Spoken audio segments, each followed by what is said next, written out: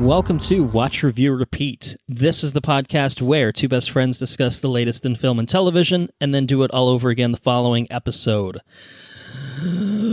My name is Colton Brown, and joining me is Andrew Meadows. See, it's 2023, so we're starting things off with a bang, and I really needed the oxygen for that intro. We're back.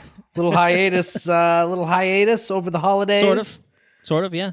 Not really planned hiatus, but it has nonetheless been probably at least a couple of weeks since we talked about one glass onion, I think. I feel like it feels like a long time is what I'll say. It does feel like it's been a while since we've sat in these chairs and spoken into our microphones, but we're here. Alas. It is indeed the year 2023.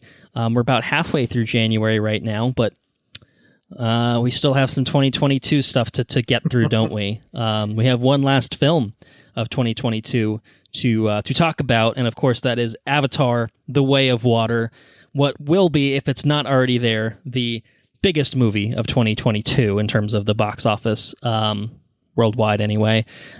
Probably domestically too. It's playing remarkably similar to the first one did, wouldn't you know it? We'll talk about that obviously in some more detail when we talk about the movie. But yeah, it's been a bit of a process, certainly for me, to see Avatar: The Way of Water. I talked about it a little bit last time because we had to do that impromptu shuffling of things so we could do Glass Onion first. I've had more obstacles thrown in my path. I'll talk about them later because it's a whole short story in and of itself. Just a little preamble to the Avatar conversation that we'll have. But yeah, this is it for 2022 in terms of the films that we're going to cover, at least as a singular episode. After this, we'll do a year in review. I know you've been spending a lot of time recently watching some flicks from last year, and then after that, it's full steam ahead for 2023. We'll be looking ahead, obviously, to what's coming out, and talking about that, and then we'll be enjoying things as they come out. Got an Ant-Man coming out in like a month or something. Oh my god! So. We got a trailer for that. We got a trailer for that, but we're not going to talk about it on this episode.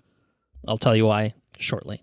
But what I can say is, Avatar: The Way of Water. I mean, it was a beast of a film, right? I mean, it's a 3+ hour runtime, 13 years in the making, roughly since the first Avatar, which obviously is like the highest grossing film of all time. It is just a ridiculous monstrosity of box office proportions, but not a movie that seems to have like a huge cultural footprint overall. But so I think. My question always going into Avatar: The Way of Water was like, are people going to care? You know, are people really going to care about this? Like, is the time and effort going into this film going to pay off? I think the short answer is yes, but we'll have more of a conversation about that. But I say all that because I have a fun fact about Avatar: The Way of Water, which I think pertains to the way this movie was made and the fact that it arguably needed every one of those 13 years to be realized in the way that it is realized. So there's an article from the Los Angeles Times that I'm sourcing for this called 13 Years Ago, Avatar 2 Was Impossible, Inside the Groundbreaking Plan to Pull It Off. And what this basically centers on is the technology that they developed to be able to film Avatar: The Way of Water in the way that they did. Because obviously the first Avatar was very performance capture centric, with obviously any of the actors playing the Na'vi being done through performance capture, and then obviously that done with a lot of live action components in the same frame with all the humans and blah blah blah. This one is a little bit different in that there's fewer humans on screen and a lot more Na'vi, and then different types of Na'vi, and most of this, well, as you could probably surmise from the title, takes place in a water setting, in an aquatic setting. And so basically, they spent years and years doing research and development, trying to figure out how the hell do we do performance capture underwater. Because what they found out is that the technology that they use for doing it normally doesn't work underwater. You know, quite literally, you know, in terms of like you can't just jump in a pool wearing all the same shit. Like, you know, shit'll get fried. It's just literally the camera. You know, you can outfit the cameras to try to capture it, but the way that it's capturing information is different underwater than it is above water. So it's just kind of interesting the process that they went through to figure out how we make this movie in the way that we want to make it, which is doing it for realsies, like filming all of this shit underwater, using performance capture to capture people playing Na'vi underwater. So I'm not going to try to read this article verbatim. Obviously, that's not fun. That's not boring. I don't want to steal people's work, but I think it's interesting to look at it and reference it, because it's clear that for whatever your other thoughts are about this movie, it's clear that a lot of work went into making it happen the way that it did. And it wasn't cheaply done. Let's put it that way. So what they did basically is they did a lot of experiments of trying to figure out how they can get the things to look like this. It even started at one point, like I said, of like, well, maybe we don't actually even film it underwater. Maybe we film them above water and use wire work and stuff like that to make it simulate moving through water. And James Cameron said, nah, fuck that. And so they went for other ways. So they figured out, how do we waterproof cameras? So they put them in submersible housings, and they had to figure out how to get the cameras to capture the information. Basically, there's like a quote here basically saying that usually you use infrared to capture things with the performance capture cameras above ground, but that doesn't really work underwater. Right. They had to use ultraviolet light, but I guess that had its own set of issues. So it was a really process of figuring out. It's probably a whole different set of cameras, a whole different set of technologies. Yeah, right? and I think I don't have like the ins and outs of every little technical detail of how they ended up actually getting to the point where like they got it worked. But the point was, there was a lot of trial and error, a lot of figuring out how do we do this. And so that's kind of like what they spent years and years and years doing to get to that point. And then finally, once they got to the point of, okay, we think this works, we can do this, they set up, these big sets of tanks of water, basically. There's one that they used for training, for smaller scenes, and then they built this huge tank called the Swiss Army knife of water tanks, 120 feet long, 60 feet wide, 30 feet deep, 250,000 gallon capacity, outfitted with powerful wave and current machines, and they used that for all like the action sequences and like the bigger set pieces. It's fucking crazy. The water. Yeah, I mean, I will say I'd love to see a behind the scenes on all of this, because it's nuts, like just reading about it. And I think just seeing it, he's a scaled pioneer. back from obviously the final product would be really, really interesting. Mr. Cameron's always pushing the industry forward. That's for sure. He's everything he does is pretty. Yeah, I mean that's what he's done. Is pushing the boundaries of technology, pushing the boundaries of filmmaking, and and I think probably the most interesting thing, maybe the most fun part of this long-winded fact that I'm just spewing right now, is that the solution to how you actually get people to film their performances is, you might think you'd hook them up to, if you're doing it underwater, you might hook them up to some sort of scuba gear, breathing apparatuses, blah blah blah. The simplest solution was apparently the easiest one, and the one that worked the best, which is hold your breath and do your thing underwater. So part of making the film, like all the actors were required to undergo like training to be able to hold their breath for long periods of time underwater, quite literally. I believe Kate Winslet is the record holder. It said that she held her breath underwater for around 7 minutes, roughly. Stop it! No way. For a single sequence, like a single sequence of shooting, which is nuts. But a lot of the actors apparently were around like 5-6 minutes that they could spend underwater at any given time for shooting something. Which, I mean, I think I could give you about 30 seconds, maybe. You know what I mean? And then I'm like, before I'm gasping for air. But that's just nuts. Like that's how they did it. And Sigourney Weaver, nearly 70 years old, same thing. She's like, I had to do it. And so this article mentions that there was a scene where she went down for 3 minutes, which I think is still incredibly impressive, obviously too. So I mean, I don't know. I'm just saying all this because it's clear that a lot of work went into figuring out how do we make this movie. And how do you make it work? Yeah, how do you make this movie? It's a good point. I guess my fun fact really is just James Cameron is a fucking madman, is what it is. He's trying to drown all his actors. But it's in the pursuit of making art or something like that. Something like that. I don't know. I just found the technology really interesting. I hope that, I feel like it's pretty standard. A lot of like the Marvel movies and shows get like that Disney gallery studio, whatever it's called, like behind the scenes documentary thing. I hope we get something like this for Avatar. They could just purely focus on the water filming alone, and I'd be like, yeah, okay, I'll watch that. I'm really interested in that. That might be more interesting than the film itself, unfortunately, but I would watch it.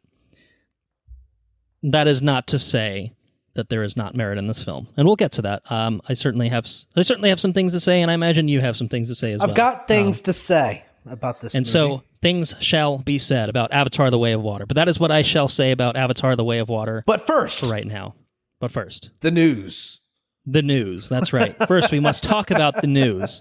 So, I said we're not talking about the Ant-Man trailer a few minutes ago, and in fact, we're not talking about any trailers on this episode here. And I have a specific reason for doing that.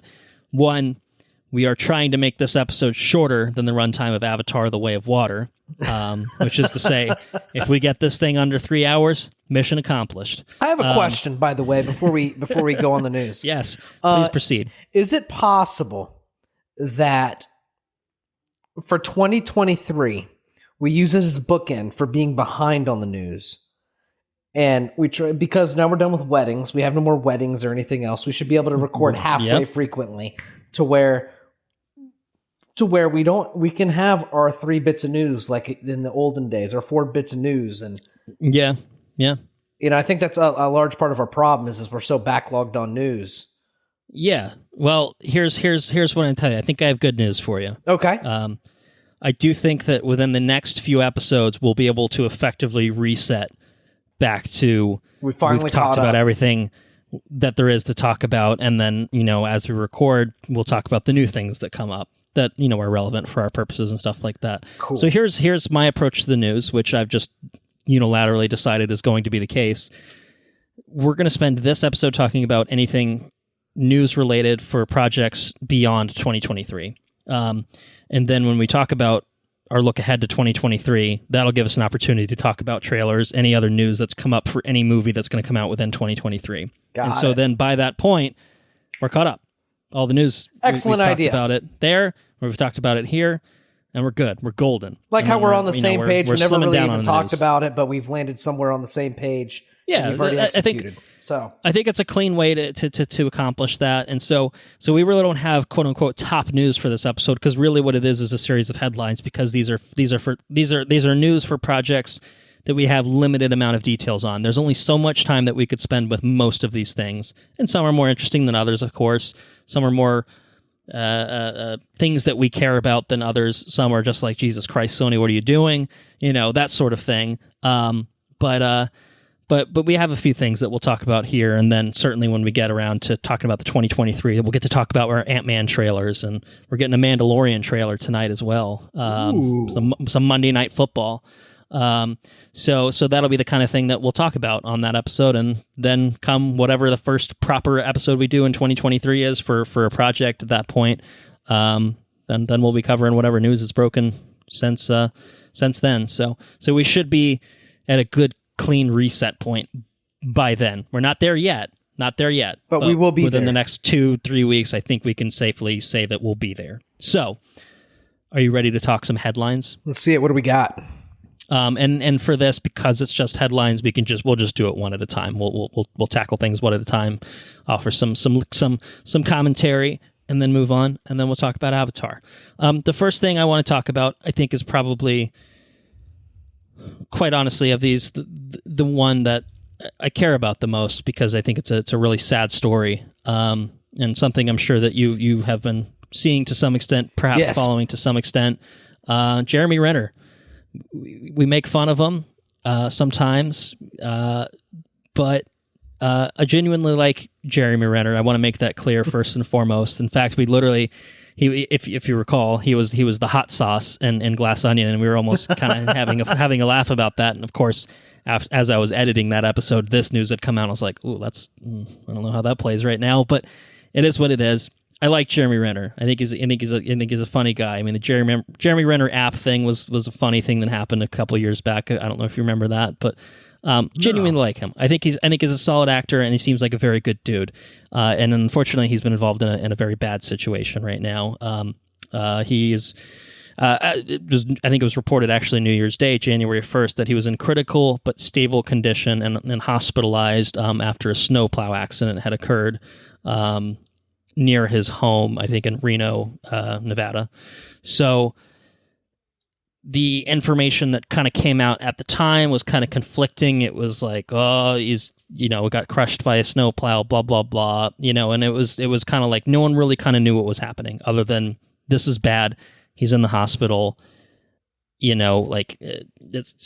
doesn't seem like a good situation overall. Right. So it's now been a couple of weeks since he was first hospitalized, and he is still hospitalized. It is indeed a very serious situation that remains, but he's made some posts on social media and stuff, and he's obviously in rough shape. You can kind of see it, that he's a bit out of it, and I'm sure he's doped up to hell because he's feeling significant amount of pain. But it seems like he's taken things in good spirits. And so now that it's been a little bit of time, we have a better sense of like what happened. And what happened was that he was ran over by a snowplow, quote unquote, an extremely large piece of snow removal equipment. He was using it to clear his driveway, and he was trying to help his neighbors, I guess, remove snow when it happened, is what it sounded like. And as a result of this incident, he suffered blunt chest trauma and orthopedic injuries, and had to go undergo emergency surgery at least once. And so, yeah, I mean, it's he's in a bad way right now. Still, he's quoted as having a long road to recovery, but he is making positive progress. These are some kind of quotes that have been given to the media over the past couple weeks. So. It's really sad, Yeah, it's tough. He's got another season of that Paramount show that just dropped as well. I think Mayor of Kingstown or something like that. He's a prevalent actor, and something like this is crazy. He's pretty young. I mean, it sounds like he's lucky to be alive in some ways, just from hearing about what his injuries might be life-changing too. I mean, we don't know the extent of them. Right. We don't. Yeah. I mean, we don't really have a long-term prognosis of, is he going to be able to walk? Is he, I don't know. We know that there's still a lot of details up in the air because the recovery is very much ongoing, but it's obviously worth talking about because it's just a kind of crazy freak thing that seems like happened. And, him trying to do a good thing, trying to be a good neighbor, just resulting in tragedy like this. It's really sad. It's a very sad situation. You just never know. You just never know. You just never know. Yep. Yeah. Life is precious, and even famous people, can get hurt. Be good people and try to do good deeds, and and have shit like this happen to them. It's just fortunately for him, his neighbor's a doctor. It sounded like, in terms of receiving medical treatment, it was fortuitous, where he was, who he was with, that sort of thing. But hey, be thankful for that. Otherwise, he very well might not be with us right now. Absolutely, dude. Might be a very different story. So I just, I'll extend my well wishes to Jeremy Renner and his family, better, dude. as they go through this this healing process. Obviously, I'd love to see him in future projects, if indeed that's something that can happen. But you got to get yourself right, and if he hangs it up and says I'm spending all my time with family or I can't act anymore, fuck it, do what's right for you, do what's right for your family, and get better. Yeah. It's amazing what modern medicine can do because it really sounds like a rough situation. So, props obviously to the medical team that's been handling his injuries and treating him. And he's got the best of the best. I'm sure he's got fantastic care where he is. And hey, that's what it takes. Then great. So yeah, best of wishes to Mr. Renner. But moving on, if you're ready to move on. Yeah. What's next?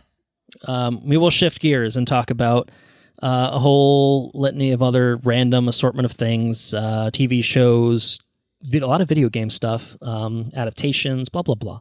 But we'll begin with some news that Amazon and Sony teaming up to make some Marvel-centric television series. Does that excite you? Does that excite you? Amazon and Marvel? No, Amazon and Sony. Amazon and Sony. Because Sony has the rights to the Spider-Man characters. And so they can do some Morbiuses, they can do some Venoms, or they can do some TV shows that will come to Amazon.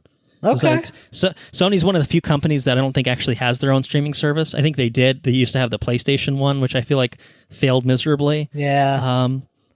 Were they staked in Quibi at all? Was Quibi one of their things? They very well could be. They were. They might have been.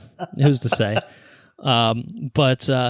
But yeah, this is a little partnership that they're forming, and there's only one television series that they've announced as part of this deal. But it sounds like it's going to be multiple shows, as you know, as part of this deal that they've worked out.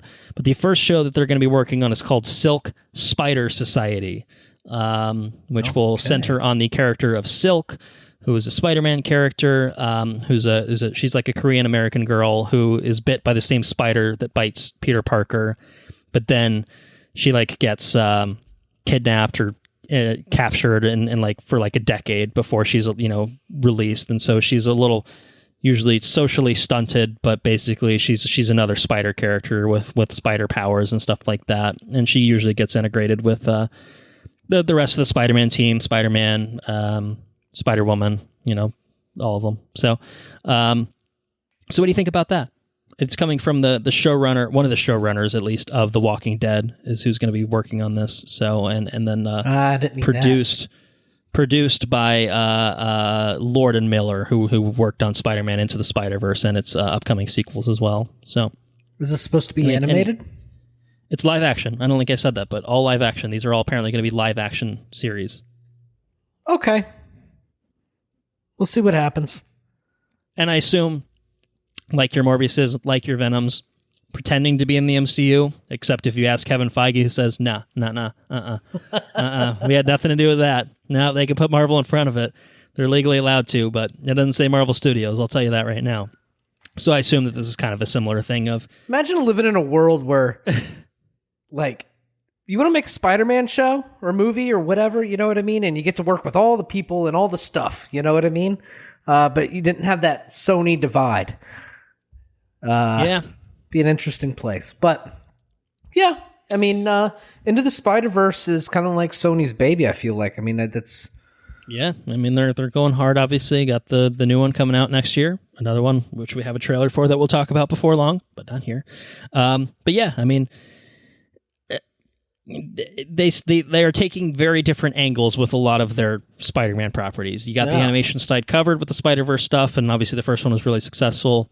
Venoms have been successful despite their quality, I'll say.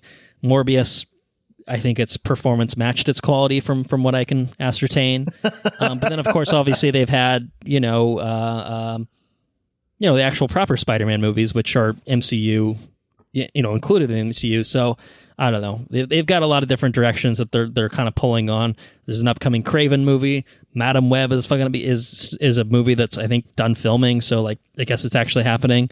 I don't know. So it's there's a lot going on with Sony. They are spreading themselves thin in terms of the Marvel Spider-Man characters that they have, but TV is not a bad way to do some of these characters. I think some characters are good for TV shows and some are good for films. I mean, I don't know how many villain films you can make that will be compelling, but I think a character like Silk, who is a traditional protagonist who has had her own solo runs in the comics, like that seems like a decent character to make a TV show about. Now it'd be cool if she could interact with Spider-Man and whatnot, but it is what it is. So yeah, I don't know. I liked her costume. She's cool. She's got a cool costume. Yeah, that's sometimes that's enough. Sometimes that's enough to make a character interesting, or at least enough for people to pay attention. And I recognize her by her costume. I see. Yeah. All right. Well, yeah, that's about it. This will almost certainly be 2024 or beyond in terms of when it comes out, and there's a way to make this a good show. I think it just remains to be seen whether Sony will pull it off or not, but they could do it. They could do it. We shall see. We'll find out. We shall see. We're going full circle here. It's episode 226. but we got to go back to the beginning. We have to go back to episode 1 because, if you recall, we covered a film called The Dark Tower, which you adored. I chipped my tooth during that movie. You adored that film, thought it was one of the best films of all time, probably the best of that year, if I recall correctly. Maybe my memory's very poor. I don't know. It's a terrible fucking movie. It was so real bad. It was one of the worst of the year for sure. But it's obviously based off of a series of Stephen King novels, and we've received word that I think, and this is also Amazon. Amazon's working on this. Amazon is now working on a Dark Tower series adaptation, which is going to be brought to life by Mike Flanagan, who is kind of the guy over at Netflix that's done a lot of horror stuff. He did The Haunting of Hill House, or whatever the hell that one was called, Haunting of Bly Manor, Midnight Mass, Midnight Club, those sorts of things. So this is kind of his next project that I guess he's taking on, or at least one of the next projects that he's taking on. And he envisions it as a 5-season television series and 2 standalone features to follow that.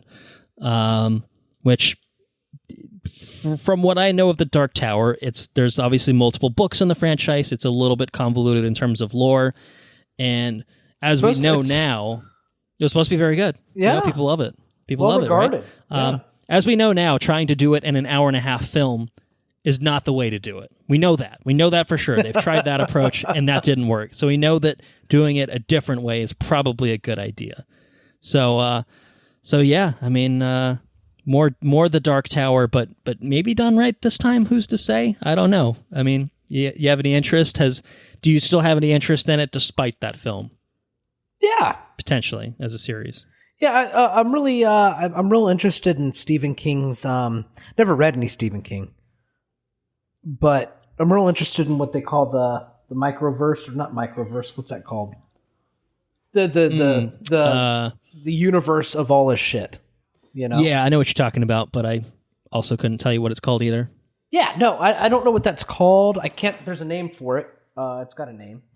But the It and Dark Tower and right, like it's all kind of connected. Like the Sanderson thing, where it's all in the Cosmere type of thing, but it's the Stephen King equivalent. Exactly. And he has probably just as many fucking books because he's also a prolific author. So. It's true. It's very true. Yeah. So yeah, I'd watch it. I'd give it a shot. Okay. Yeah, me too. I think. Hey. If people love this thing, there's a way to do it. We know the example of how not to do it, so just don't do it that way. And maybe it'll be successful. So I don't know. We'll see what happens with it. That's kind of interesting. It's kind of interesting. So definitely another wait and see kind of thing. Like, hey, there's no reason this can't be done right. Right. And I feel like a lot of the Mike Flanagan stuff over at Netflix has been very well received. So it kind of feels like, all right, that's a good start. You're hiring someone who seems to know what they're doing in terms of making TV shows. I think is very passionate about this from what I've read. So yeah. We'll see what happens with it. Guess that's all we can say see what happens right now. Yeah. All right. Let's get some video game stuff going. How does that sound? How about a God of War television series? Oh, this is controversial. Over at wouldn't you guess it? Amazon is dominating. And the money is the next one. Okay, I don't think the next one is, but yeah. Well, they've got plenty of money. We know that for sure. But yes, Amazon has greenlit a God of War television series. Controversial in what way? What are you hearing on this? They better not fuck this up. In other words, okay. Like if you're gonna. I'd prefer you not to make it than to make it and fuck it up. And you know be what I mean? shitty. Yeah. Yeah. Well, it's like anything people care about. If you're going to do it, just do it right. I mean, obviously, it's not going to be exactly the same. Inevitably, things will change. And that's okay. Blah, blah, blah. It's just started last night. I haven't watched any of it. But the Last of Us series seems to be... I hear that's incredible. Very good, but also not 100% identical to what they did in the games. And by all accounts, it seems to be fine. So there's a way to do things, and then there's making that Dark Tower movie, which is a way to not do things. So again, kind of feeds back into the same point of, hey, just do it, just do right by the material. Because a lot of times, especially with adaptations like this, like it's there for you. It's there. All you got to do is just honor it and do it in a way that captures the same sort of, thing about it that people love, that people care about. So yeah. So you're a God of War fan, I gather, from the sounds of it. Sounds like you're passionate about this. I think Have you played Ragnarok? No, that's the only one, and that's because you don't have a PS5. You're like, fuck this. I'm not playing this on the PS4. I don't want to play on PS4. I think I've played. I've played a majority. I'll just say I've played a majority of the games. Right, since the inception of the franchise. Yeah. Before even the modern kind of reinvention of it. I've always liked the concept of it. If anything, I think some of it's weird. A lot of the understanding that I have of like Greek mythology and just mythology in general either came from like Hercules or like God of War, which is probably why I don't completely know all the things, and it's not. It's probably not exactly accurate, but you're like, I know some of these characters. Like, exactly. That's the fucking god that Kratos killed once upon a time, which is all of them actually. He just killed all of them. Right. That's why we had to move on to the Norse mythology. We had to go to the Norse world because he already killed all the Greek gods. Yeah, but yeah, it's cool. I really like it. I think it's an awesome franchise. Yeah, it's really cool. Yeah, it's cool. It's very cool IP. So some details on this, other than it coming to Amazon. The Wheel of Time's Rafe Judkins, who is the showrunner on that, is going to be doing the show running duties on this series as well. And Mark Fergus and Hawk Ostby, who worked on a little series called The Expanse, are writing and executive producing as well. Okay. So those are kind of the names involved. This is apparently going to follow Kratos, and it's going to adapt the storyline of the 2018 video game from the sounds of it with the Norse mythology. So it's described as him exiled from his blood-soaked past in ancient Greece, and he hangs up his weapons forever in the Norse realm of Midgard. But then obviously some things pop off, and I guess he's gonna pick those weapons right back up, I would guess. So it's kind of following the 2018 kind of, like I said, modern reinvention of the God of War games, shifting away from the Greek mythology stuff, but obviously still there, obviously still prevalent as part of his backstory. But yeah, I mean, it makes sense. I mean, that one was hugely popular, won, I feel like, 1 million Game of the Year awards, and people just love that. And obviously Ragnarok came out a couple months ago, and people are loving that as well. So it's a multi-season arc kind of thing already built into it. So and they could always just go backwards in time and talk about the Greek stuff too at some point if they really feel the need to. So yeah, all for it. Yeah, definitely all in. Right. Just please. Like, and the thing is the movie. Well, it's just like Last of Us. Last of Us is cinematic enough to where you don't need the movie. Yeah, the movie or the game is effectively a movie. You know what I mean? Right. With a little bit more killing. Like shooting and killing, and obviously God of War hacking and slashing kind of things, but yeah, you put that bitch on easy mode and you can experience the story without much of a problem. You know what I mean? Yeah, or you could just literally queue up like the YouTube compilation of cutscenes, and you're like, "Oh, this is a movie," and I don't even have to hold a controller for it. Exactly. So I don't treat me like Halo. That's what I have to say. Don't treat me like Halo. It's a great thing to point out of video game adaptations. Just looking at the source material and being like, nah, I'm good. Right, I'm good. I'm just going to do something else. I'll watch some friends in college play the game. Yeah, you're right. God, Jesus. Honestly, I'd forgotten about Halo. I had forgotten about it. I have not. Anyway, I live with the scars. Yes. God of War TV series on Amazon. Let's hope they can do it right. We'll see. We will see with that one as well. Next one, another video game adaptation. This is going to be a film adaptation. Death Stranding is getting a film. This is the Hideo Kojima game after he was unceremoniously booted from Konami and not allowed to make Metal Gear Solid games anymore. So he made this basically walking simulator with Norman Reedus, which is, by all accounts, a very bizarre, weird fucking game. But people love it. I think I own it. I think it's probably still in shrink wrap if I had to guess. But people love this shit. It's getting a second one. It's getting a sequel game as well, but now it's getting a fucking film. I don't know. You have any familiarity with this game other than? I know it's really fucking weird. I don't think you played it right. Right? Yeah. It did not look like it didn't look like a game that I would particularly enjoy. Yeah. Not to say that it's not cool and artistic and like the game stuff is cool. You know, it looked like something that would, like, I don't know, just be. I do good on like I like a more linear path kind of game. Give me a story. Yeah, I don't think it was a particularly zippy or linearly told story or anything like that. I think it was. And even the Dark Souls games aren't, but there's a clear direction on. It just didn't look like a very clear game, and it looked like, I don't know, it just looked really weird. It feels like the game where if I like played it out in the living room and Anna walked through, she'd look at me and be like, "What are you playing?" And be like, "I don't know. I'm watching Norman Reedus walk around with his baby with the baby on his belly. I really don't know what to tell you right now." With a massive fucking backpack. They have massive backpacks.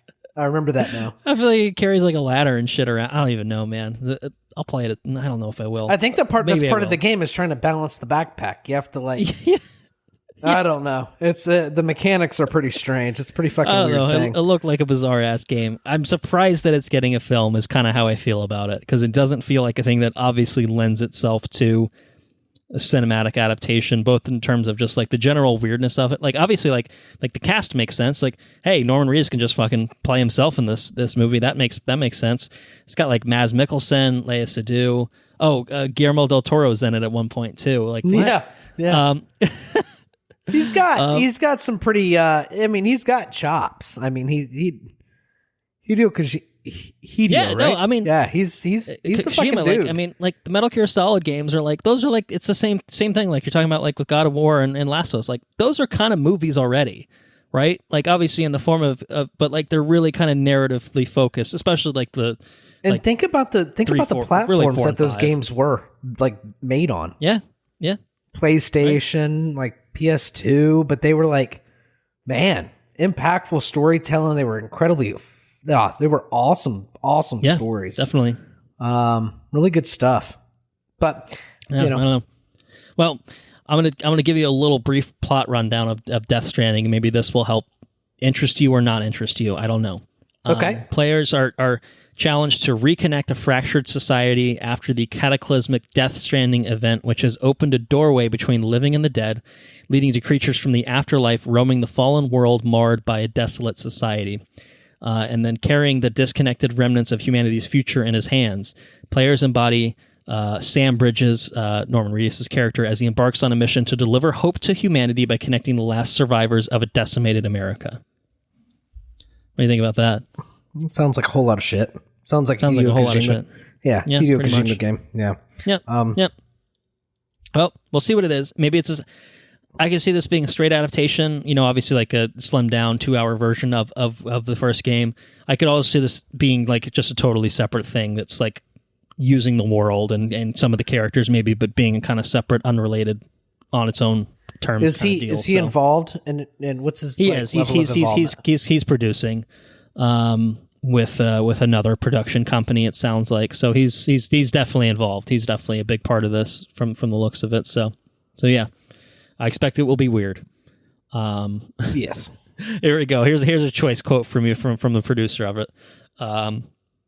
We are thrilled and honored to have the opportunity to partner with brilliant and iconic Hideo Kojima on his first film adaptation.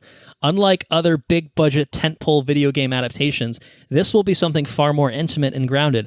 Our goal is to redefine what a video game adaptation could be when you have creative and artistic freedom. This film will be an authentic Hideo Kojima production, aka this ain't no Mortal Kombat, all right? We don't got this guy with fucking, sticks and gold armor and shit. Like, nah, man. It's gonna be weird as fuck. And that might that'll be okay, Yeah. I'll take it, sure. Yeah. All right, we'll see what happens with it. We'll see what happens. Saying that a lot because it's going to be a while before a lot of these kind of pan out. We really don't know with any of these yet. It's just the promise of we're doing a thing. Are you interested in the thing or not? If yes, well, stay tuned. Maybe it'll be like the thing that you want. Maybe it won't be. I don't know. We'll find out. We'll find out. A few more pieces of news to get through. Henry Cavill. Henry Cavill's in a weird, tumultuous time in his life, right? He's no longer Geralt of Rivia in The Witcher. He is no longer Superman, as we talked about last episode. So what's he doing? Is Kevin Feige calling him up saying, hey, man, times are tough, but we got a character for you at Marvel? I don't know. That hasn't happened. But we do know that he is going to star in and executive produce a series adaptation of Warhammer 40,000, the popular science fiction fantasy miniature war game. And wouldn't you know it, this is going to go through Amazon. Amazon's the one that's going to be taking the reins on this. Amazon's got the rights to the game after months of negotiations, fending off rival companies seeking the rights. And so this is he's not Superman, he's not Geralt, but he's going to be Mr. Warhammer 40,000, Mr. Warhammer 40K. So they actually purchased they purchased fucking Warhammer from what is it, Magic East Coast or whatever? I think just the rights. I think just like film and TV rights, not literally owning the whole property or IP or anything like that. Just the rights, but still probably cost a pretty penny. Not Lord of the Rings money, I'm sure, but still a pretty penny. Man. But yeah, what's your familiarity with this? Literally nothing. Game? I know. Okay. This is what I know. This is the extent of what I know. There for a little while, I was going to a game shop in Tampa, and I was playing. I was playing some tabletop RPGs and some other like card games and stuff. Mage Wars was a big one that I really enjoyed. It's a card game, and we would come. We'd go get some energy drinks. We'd order some pizza, and we'd sit there for like 5 hours and play tabletop games. It was a lot of fun. While we were playing our games, loads of people would come in with like these fucking suitcases, like massive suitcases, and they would all sit at the elevated tables, and they were like these big, long, they were like, I don't know, they were probably 6 to 7 foot long tables, and they were high tops, and they would play on these tables, and there was terrain, and they had all these little pieces, and they were all painted, and it looked incredibly badass. It looked very daunting. Like I don't think I'll ever get into it because it just looks like so much, but it did look like a serious hobby. It looked awesome. And that is about the extent of what I know. I'd say that's probably about where I am in the sense that I've seen pictures of the setups for these like games, the Space and Marines, like and if you go the giant fucking looks like StarCraft and I've also people. Right, yeah, pretty much, yeah. But I've also seen like if you go to any sort of hobby shop like that, I mean, there's just walls and walls of this shit. You know what I mean? Like I remember for a time, I feel like you were doing the Star Wars one, like Star Wars Armada or whatever it is, and you get like the miniature ships or whatever. But like Warhammer is like that, but like tenfold in terms of just the amount of fucking things that you can buy for it. So I agree, daunting is a great word because it's like, holy shit, like where do you even begin with this? Like if you're not already in this, where do you go? Like where do you start? And like, like how much time do you need to like wrap your head around this sort of thing? I don't know. It's impressive in some ways, but definitely not anything that I'm going to just casually wade into, I would think. But again, by all accounts, this seems to be for the people that are in to this. They love it. I mean, they think that, it's a cool thing. And I know that it's been successful enough that it's branched out beyond already the tabletop game. I know there are video games. I know that there's like books and comics. Like it's a whole big franchise already, but it really hasn't had any sort of live action or maybe even animated, but like they haven't had anything like this. They haven't had a TV show. They haven't had a movie or anything like that. And so this kind of seems to be the first foray into that sort of thing. I do know that Henry Cavill has been known to be a big fan of this. Like he has posts on like Instagram or whatever, where he's like, building shit and painting shit. Like he's a fucking nerd about this sort of stuff where like he's into this. And so the fact that he's starring in it and executive producing it feels right. And it almost feels like a calculated response to The Witcher particularly, right? Because it's like he loves that shit. And then he leaves that show, and it's like, while the trajectory of that show is basically drifting further and further away from the books. And then at the same time, obviously, Superman, I think he's clamored to play the character again, but he's never really had that opportunity to play him as the comic books would have it. He's like, fuck you guys, I'm going to do something I really want to do. So yeah, he's like, you know what? If I'm tired of fucking people telling me what to do and it pissing people off, or pissing me off, because I'm like, well, Geralt should not say that. Geralt should do this in this scene. And they're like, no, you're not in charge. We're like, well, fuck you. I'm going to be in charge. You guys paid me enough money. I'm going to do my own thing. I can produce my own shit. I know what I want to do. Like, I know how to do it. This is like, you know what? I'm going to do the thing that I love, and I'm going to do it my way. It's awesome, actually. It's very cool. It's liberating. And I think it's good for him, because I'm glad, because I really like Henry Cavill. I think he's a good actor, and I feel like he's just kind of been unfairly shafted in several ways, it feels like. And like, I don't blame James Gunn for going in a different direction and kind of having to reinvent Superman. We still don't obviously know what the form that will take, but I get that. I get kind of having the reset button, because DC's kind of fucked things so much.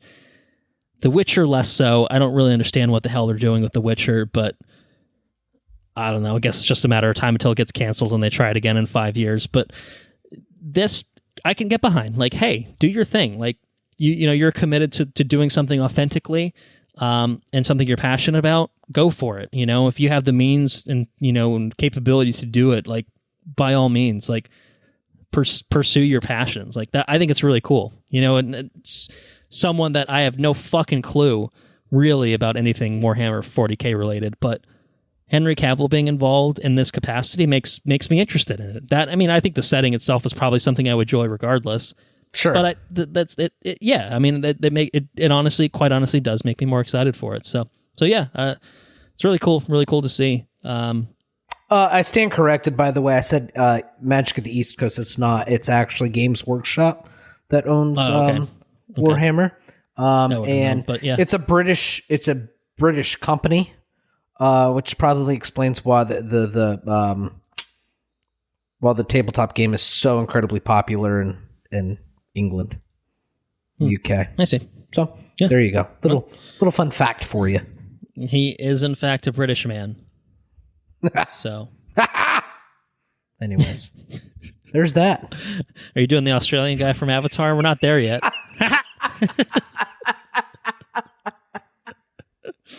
Oh man, I had a thing I was gonna do a bit. I thought about it last night and I fucking forgot all about it until you said that.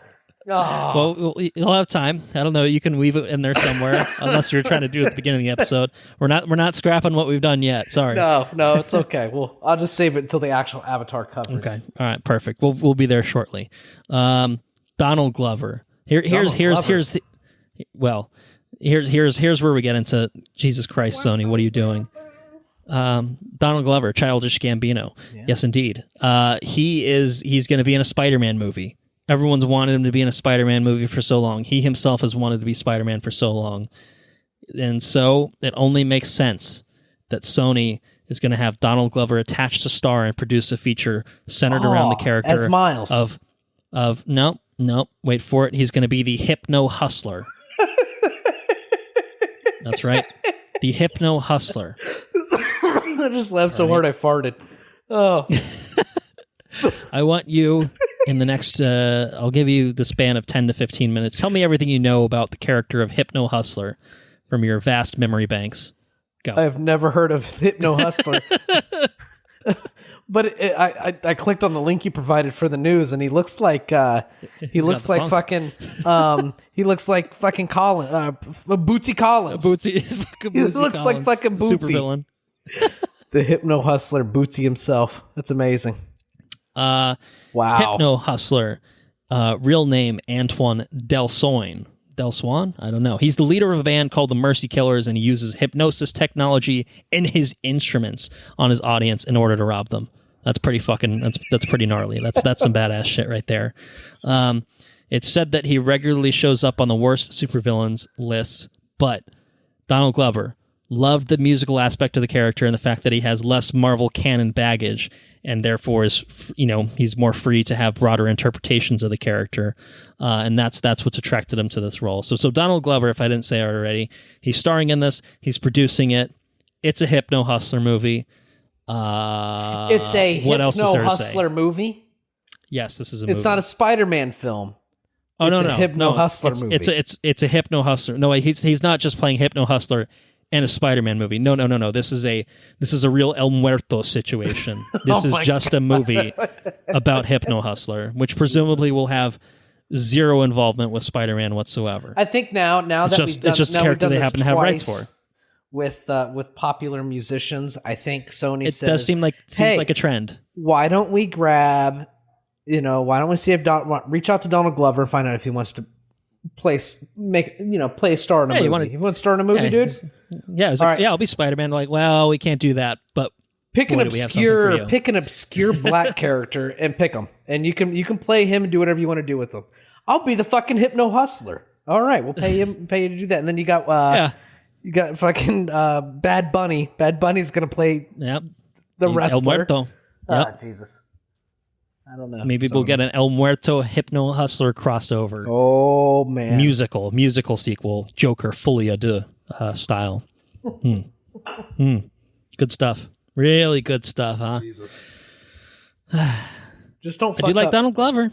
Like Donald Glover. He's a talented fucking dude. There's no doubt about that. But hard for me to gather enthusiasm around a Hypno-Hustler project. As long as he dresses like Bootsy, it's okay, I think.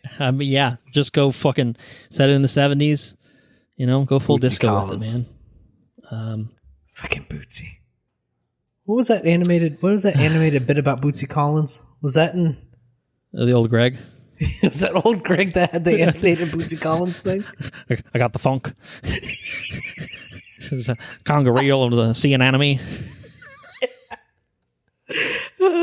Yes, that's it. Mothership connection. Good stuff. Give Good up stuff. that funk. Anyways, moving on. Moving on. You're a big fan of Ridley Scott, right? The senile old man, as it were. I like Ridley Scott creations. Yes. All right, Ridley Scott. Usually pretty good, but sometimes terrible. He's making a Gladiator sequel. Fuck you. No. I thought that, I am a sucker for Facebook news.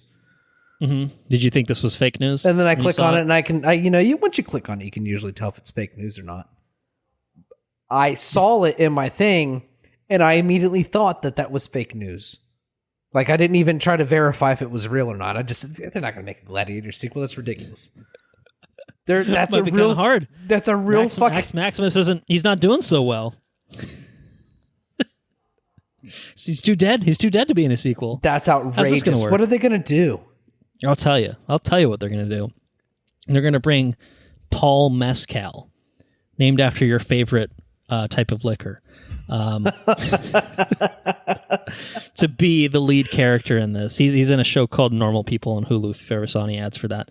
And he's gonna star as where is it? Let's see here. He's gonna be playing a new character called Lucius, who is the son of Lucilla. Who was a kid, I guess, and I don't whatever.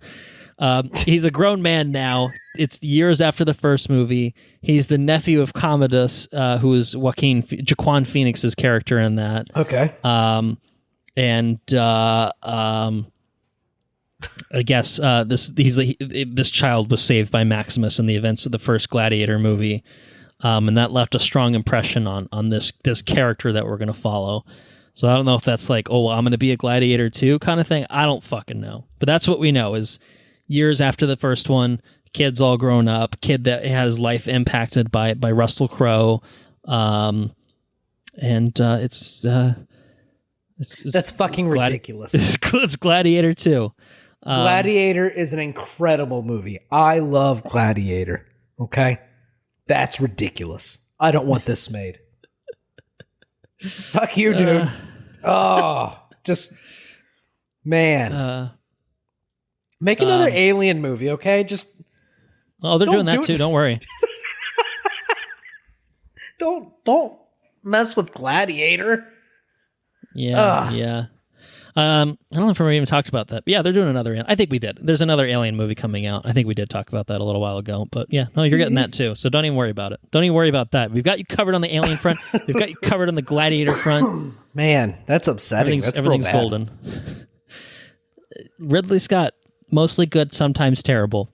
We shall see. I mean, maybe it's so far Used to removed be from being a good. Gladiator that like it doesn't like it's barely a Gladiator sequel so much as it's just another film that's like historically based and like loosely historically based, and it happens to have some vague crossover elements with the first Gladiator. Like that's kind of I think the only way this works is if it's Very basically loose. separate, a very very loose sequel. Right? Exactly.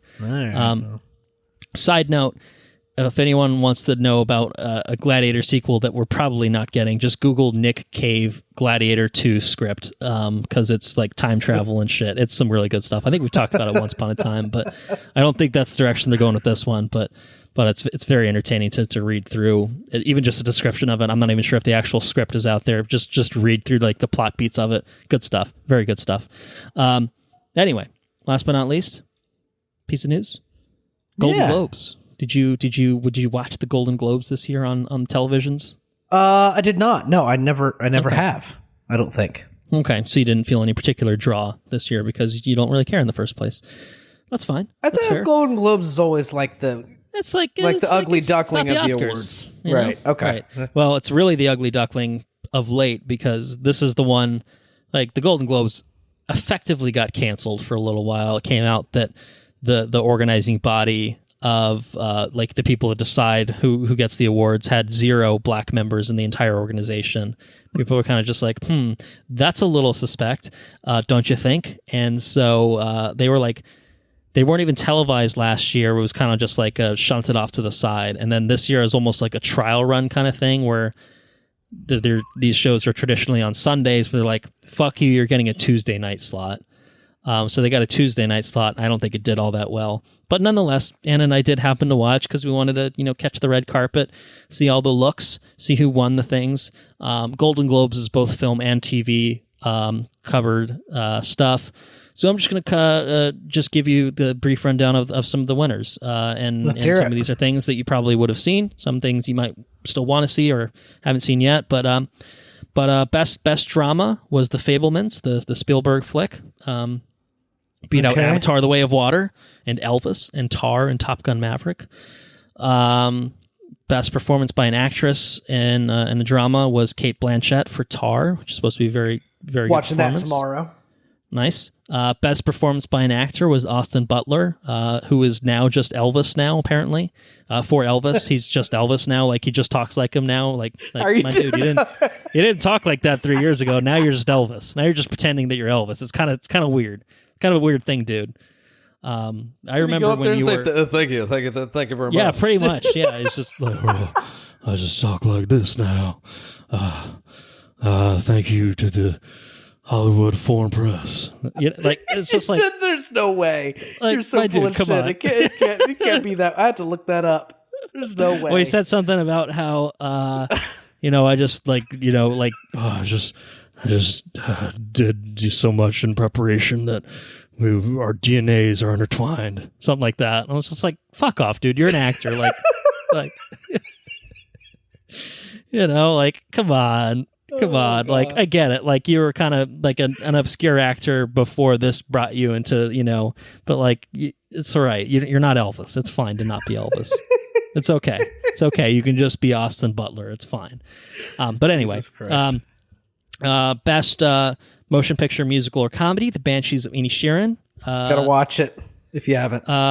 Michelle Yeoh won for best performance in musical comedy for Everything Everywhere All at Once. Colin Farrell won for best performance by an actor, Banshees of Inisherin. Guillermo del Toro's Pinocchio won best animated picture. Angela Bassett won for her role as Queen Ramonda, supporting role, Wakanda Forever. Ke Kwan won for Everything Everywhere All at Once, best performance, supporting role in a motion picture, which is great. That was awesome. Spielberg won best director. Martin McDonagh won best screenplay for Banshees. And House of the Dragon won best television series drama. beating out Better Call Saul, The Crown, Ozark, and Severance. Zendaya won. Kevin Costner won for Yellowstone. There you go. Best TV series, musical, or comedy, Abbott Elementary. Hey! Crushed it. Crushed it on the evening. Quinta Brunson won Best Performance by an Actress. She's Miss Teagues, Janine. She's Yes. the creator of the show. White Lotus won Best Limited Series. Season 2 is very popular. And Evan Peters won for Best Performance for an Actor in Dahmer, which you watched, I know. Yeah. And a few others, but that's kind of the big ones that I think for our purposes are fairly relevant. So thank you very much. That's ridiculous. Oh no! Good. So anyway, that was the Golden Globes. We'll be getting Oscar nominations in about a week or so from when we're recording, and then that doesn't actually air until March or so. But we'll be doing our own Oscars in our next episode. We'll be doing our 2022 episode. So this is maybe there'll be some crossover. Maybe some of the Golden Globes picks were good. Maybe we disagree with some of them. Yeah, I'm glad that there's some movies we haven't watched too. But yeah, I'm glad that this came out. Kind of because I mean, for some reason, it gives you an idea of what to watch, right? Exactly. Yeah, because there's movies that came out at the beginning of the year that I completely I missed or I didn't like. I forgot all about Blonde. I'd like to right. But it's right there on Netflix for you. Easy yep. enough. But yeah, so I mean, it's kind of like obviously it's like a greatest hits of the year, but yeah, there's things that I can. For some reason, I just can't. Time is a circle. You know what I mean? And I just flat circle. Yeah. I constantly forget, like, oh shit, that was this year. Oh shit, that was this year. Right. You know. So, anyways, I'm looking forward to our best of year or best of episode. I got some homework to do, and you've been doing the homework, and we'll talk about that maybe a little bit later in this episode. But yeah, I am looking forward to it as well. But that's the news this episode. That's all of it. That's everything for past 2023. All right, bro. So, all right, cuz. You want to talk about Avatar: The Way of Water? Is that what you're trying to tell me? Is that what you're trying to tell me, bro? That's what I'm telling you, bro. All right, bro. We can do that, bro. All right, cuz, let's do it. All right, bro. Avatar: The Way of Water. Written by James Cameron, bro. Rick Jaffa, bro. And Amanda Silver, cuz. I'm going to stop that now. Directed by James Cameron, it stars Sam Worthington, Zoe Saldana, Stephen Lang, Sigourney Weaver, Kate Winslet, Cliff Curtis, Edie Falco, and Jermaine Clement with an American accent. It's very, very jarring.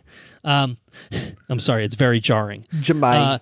Navi Jake Sully and his family, under renewed human threat, seek refuge with the Metcaina clan of Pandora. The Water Tribe, basically.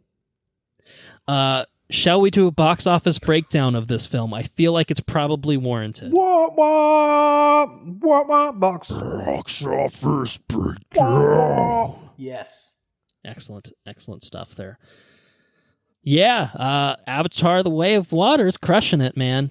I think there was a quote that old Jim Cameron put out there, basically saying like, hey, if people don't really give a shit and come see Avatar 2, then we're only just going to make Avatar 3 and be done with it. Because they've literally already filmed Avatar 3, partially shot 4, and then I think have just scripts for 4 and 5 at this point. So it was a real question mark of the performance of this film, justifying the need for any further Avatar films. And in its opening weekend, it scored $134 million, which is good. Not obviously amazing, but pretty good. And then the Avatar legs have taken hold, basically. It's fucking exploded. It's crushing it. Less so on a domestic side, more so on the international side. And what I mean by that is it's doing really well domestically, but it's doing fucking phenomenal internationally. So I'll tell you right now, obviously we're 4 weeks into its run. This movie's been out for basically a full month at this point, and it's still holding strong. It's still number one at the box office. Yes, even topping the likes of M3gan. But body yaddy yaddy yaddy yaddy yaddy.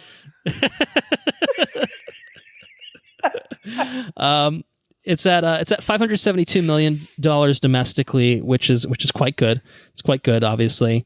And it's going to be pacing for at this rate probably clearing, I would imagine, roughly 700 or so. But internationally, $1,330 million. So $1 billion plus internationally alone. So its worldwide tally 1 month in, $1.9 billion. $1.9 billion. God bless it. Not bad. So it'll clear to $2 billion, I think, at the end of the day, or at the end of its run, shall we say. And nothing stops this train. Seems to be the case. It's just playing really, really well. It's like the first one. It's just a must-see event that people are coming out of the woodworks for. Even in these post-pandemic or still sort of amidst pandemic, but theaters are still not quite, I think, in the same shape that they used to be once upon a time. This and something like Spider-Man kind of shows the right thing comes out, people will come. So I just, I don't. It's just got this sort of appeal. What's the appeal? Don't get me wrong. Okay, yes, beautiful movie. It's not I don't feel like it's a. I guess it's kind of a unique story, but I feel like it's nothing like. It's not wholly original or anything. No, yes, it's a technological marvel. That's what this movie is. Yeah. First and foremost, I think that's it pushes the envelope of what we can do for film, right? I can acknowledge that. The first Avatar didn't blow my socks off. But at the same time, I like to feel like I'm an open-minded person. I can acknowledge when something is maybe not my cup of tea, but still incredible, or still really well made, or what have you. I don't know how this movie, or any Avatar for that matter, I don't know how Avatar warrants Universal making a whole section of the theme park. I feel like I missed that. I missed all that shit. Disney, fucking Disney. Disney's going hard. Is it right? Disney? I guess you're right. Yeah, that is Disney. It's that Animal Kingdom. It is. You're right. Yeah. I don't understand. I don't understand it. I feel like I totally missed that shit. I don't know. I agree in a certain sort of thing of, and I'll say, I didn't dislike this film. I enjoyed this film a lot. We'll get into that more. And I enjoyed the first film a lot. I agree, though. I don't know. I don't know what it is that makes Avatar so uniquely popular. The first film, obviously, it's been re-released 2 or 3 times, but it's made almost $3 billion worldwide. It's incredible. Which is ridiculous. The only thing that even has come close was Avengers Endgame. And I that one, it's kind of like, well, that was the culmination of 20 plus films building to something. That was a cinematic storyline of interconnected movies, in a way that we'd never seen before. And characters that have spanned decades in written form. You know what I mean? Right. And right, of course, right. Or originating from comics, made for the decades prior. Right, of course. Avatar is a wholly original IP. But something about it just seems to have this sort of universal appeal, and it is really hard to kind of put your finger on the pulse of, well, what is it? What is the Avatar formula that makes it so successful? And I don't know. I really don't know what the answer is. I think, yes, on one hand, it is something about the pioneering technology, because I think with the first Avatar, it was the first film that people really felt 3D was justified, and 3D has enhanced this experience. Maybe not as much for you. Sorry, not anymore, anyways. I had to watch this one. I had to watch this one in 2D. It was okay. It was fine back then. Yeah, but like that, I think carried a lot, because even this one is playing really well in IMAX and premium formats, where it's just you're quite literally you're spending more money on it in the first place, and so that's probably generating some section of the box office receipts. Is it's just doing really well in IMAX because it's such a technical marvel that you want to spend the money to see it projected in the best way possible, which is usually IMAX, your Dolbys, etc., your big Ds, maybe even, if you dare be so bold.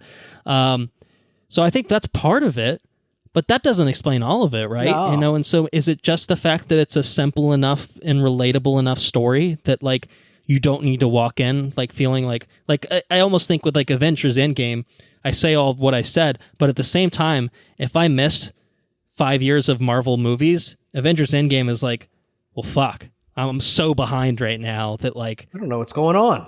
I don't know if I could walk into that movie and understand what the hell's going on. Like, and I don't know that I want to go back and watch 10 movies just so I can watch this one movie. You know, like, I don't know. That feels like a lot to do. Avatar is a bit more cleaner. Obviously, the first one stands alone. It was the first of its kind. And then even this one is 13 years later. Well, there's still only one to watch. And, like, arguably, you could just walk into this movie and still be fine, too. Like, I mean, I don't think you should necessarily. Like, I think it does want you to have some level of familiarity with the first one, but it doesn't rely on it. And I wonder, it's wildly interesting, too, because Avatar has, maybe this has something to do with the success. Avatar has this way of pulling people in that normally wouldn't watch a sci-fi movie. Yeah, it has this sort of like my mom crossover likes appeal. Avatar. Those blue people. That was an awesome movie. I watched it all, and it's like it's like a 3.5-hour sci-fi action flick. You watched that? The first one's almost 3 hours. This one's 3+ You want to watch Dune? It's like, no, that shit's crazy. Yeah, no, I watch the blue people. It's crazy, right? Like, why? How does it have that appeal? I don't know. I quite honestly, I don't know exactly what it is, and I think that if we had an easy answer to that, then it wouldn't be unique, right? Like we have a lot of movies in this vein that would be so highly successful, and I mean already just to round out the fucking Avatar Way of Water box office breakdown, already 1 month in, it's the highest grossing film of 2022. And it's the 7th highest grossing film of all time. Crazy. 1 month in. It's nuts. And it's gonna jump to probably number 3 at the end of the day. It'll fall somewhere between Avengers Endgame and Titanic, a movie that it bears some similarities to. That's true. But I don't know. We can go in circles on this, honestly, because I really don't know exactly what it is. I'm not bitter about it or anything like that, but I am perplexed. I am perplexed of like, well, why is this the thing that seems to have such a response? And like, hey, props to James Cameron for fucking managing to pull it off again. Because I said earlier, like, I think there was a real question mark of like, well, was it just a product of the 3D kind of boom or something like that? Are people going to care for a round 2 with the blue people? We have an answer, obviously. It's a resounding yes, but I don't know. I mean, I think for a long time it was just like, 5 Avatar movies? Like, really? Like, people gonna care? Right. We know that they will. At least two win. The answer is absolutely 100% unequivocally yes. Yes, we do. We will eat that shit up. I don't know. I don't know if it's just I don't know. It's got just such a universal appeal that some things do. Like, Marvel movies play really well domestically and less successfully elsewhere. This one it doesn't have that sort of characteristic like, oh, well, Americans really like it, but then, non-Americans are like, whatever, this is fine, I don't really give a shit. Like, Star Wars is like a big thing where like Star Wars is super popular in North America, not as much everywhere else. Like, particularly like China is like an area where like we don't give a shit about fuck Star Wars. We don't like Star Wars didn't come out here. Like, Star Wars isn't a thing that Chinese people grew up with and cared about, so that when but nobody grew up with Avatar, right? So I don't know. I don't know. Like I said, we can talk in circles. About this. It'd almost be really like it would be like if we were to do like a research project on the success of Avatar. It'd be really interesting. Like, did the first one? Well, I don't need to get into it, but it would be a good research paper on how this movie became successful, right? Like, because it is perfect storm, I guess. I don't know. It's very bizarre. It's weird, but anyways. Why don't we talk about the Way of Water itself? So you saw it in 2D. Okay, that was one of the first things I wanted to ask. So you saw it in 2D. Yeah. All right. Yeah. Because that's probably the appropriate medium for you to watch films in these days. Yes. It's interesting though. So you just do Dolby or anything, or just standard? Standard. So I went and watched it with our friend Enrique, and his sister and her boyfriend. And we caught it at the Starlight 20 and in the standard cinema. And bear in mind, this was also, 2 to 3 weeks ago that you guys watched it, too? Yeah, correct. Because it was in preparation for when we were going to record last, and then things got shuffled around. And exactly. I'll let you give your experience. I'll let you give your take. I think maybe the goal. Talk about your experience, because I want to give you my experience, and then we can share takes. Maybe We that's watched good it way on to a do this, 'cause Monday. Otherwise, I'm going to be long-winded. Watched it on a Monday, trying to record either Monday night or the next day, which was Tuesday. Right. Yeah. And like the tail end or before Christmas. Before New Year's, I think it was the goal. I think right before New Year's. Yeah. Yes. And so obviously that did not happen because it's the 16th now. Yes, indeed. But either way, I went and watched it 2D because I'm blind in an eye and 3D just doesn't work. But I will say that you can maybe to the not discerned eye, you wouldn't be able to tell what would be 3D and what wouldn't. But I would feel like it's especially with James Cameron, because it's not like when 3D first came out, there was a lot of hokey tricks, like I'll throw a wrench at the screen and it's like the wrench is coming all the way out. Like gimmicky shit. Yeah. There's no gimmicky shit here. It just adds depth to the frame. Yes. And you can tell what 3D would do to this movie. You can tell where things were positioned in the frame and how they shot it and kind of like how they condensed it. It was obvious to me that this was supposed to be a 3D movie that is like, it was made for 3D, made with the correct the intention to be able to watch it in 3D, encouraged to watch it in 3D. It wasn't something that took me out of the movie, but you could tell that there was a good amount of depth in the characters in the forefront and the background and everything else. It was obvious. Experience was long. This was a long experience, bro. And sure thing.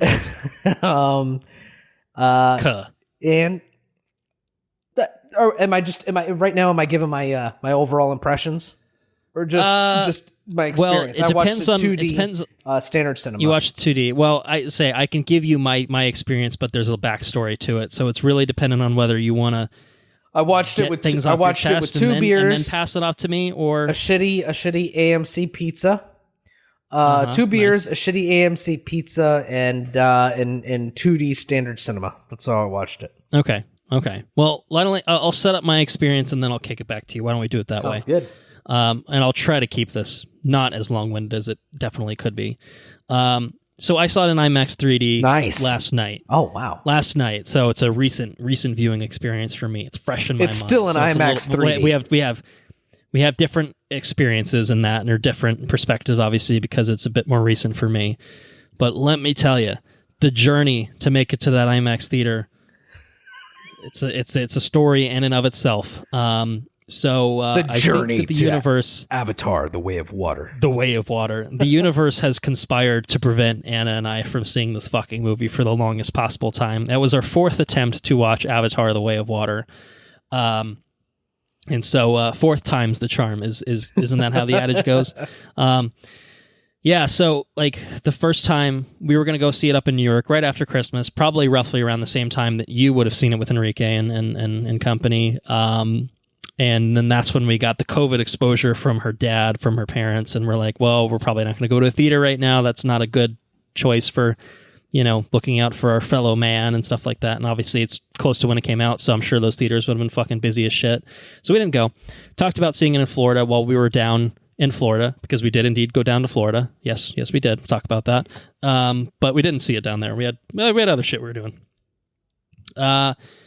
So then we made plans to see it this past Saturday at the IMAX over in Jersey, which is just across the river. It's like a 15-minute drive.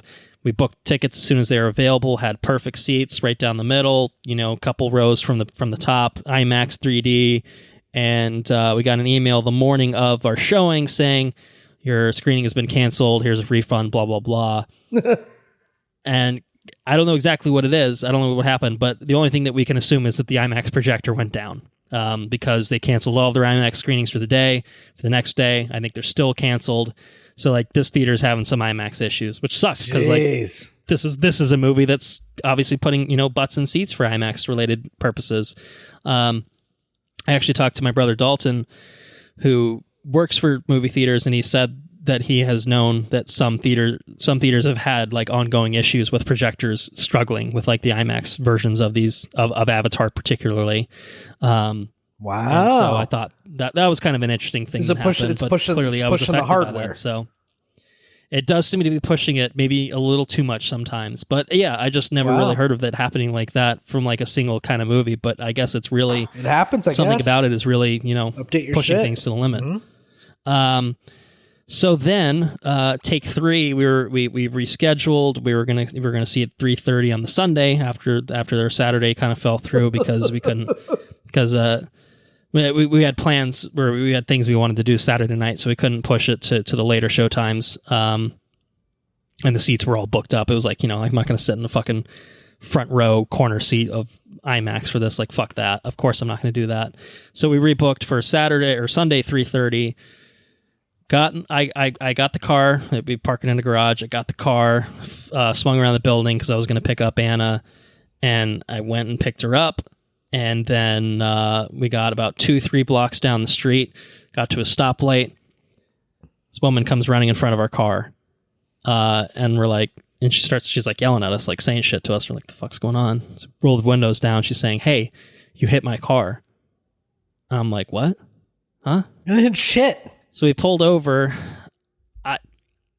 I'm still a little bit at a loss, but I guess I very slightly nudged this woman's car, possibly, maybe, as I was trying to get out of the building. I'm not really sure. She had a very little small smudge on the corner of her car. So we were trying to deal with that. You hit and ran this woman's car?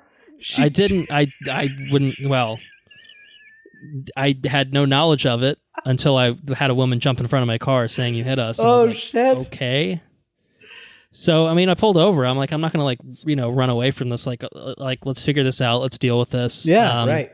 And I think they were kind of incensed initially, and then they looked at their car, and then they looked at our car, and like, well, okay, I don't think anything really significant happened here.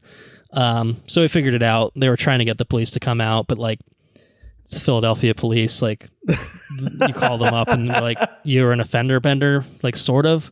Like, yeah, we don't really care about that sort of thing here. Were you shot at? If not, that's not really a thing that we care about. Figure it out with your insurance good luck to you. Right. Yeah. And honestly, it's one of those things. And we exchanged information. It was ultimately fine. And I think they looked at it and were like, we'll get this looked at. But honestly, is it worth the pain? It would cost more to pay the deductible on this than it would be to just take a rag to this and wipe off it the smudge. Yeah, right. Yeah. So we worked it out, but it ended up taking, 30, 40 minutes to figure that out. We were already rushing to the theater to get there on time for the IMAX. So, by the time we're even done with this, it's $350 for a 3:30 IMAX for a theater that's 30 minutes away. Oof. So you're like, well, that's not fucking happening. So we canceled that. And we went back home, we regrouped, and we're like, what do we do? What do we do?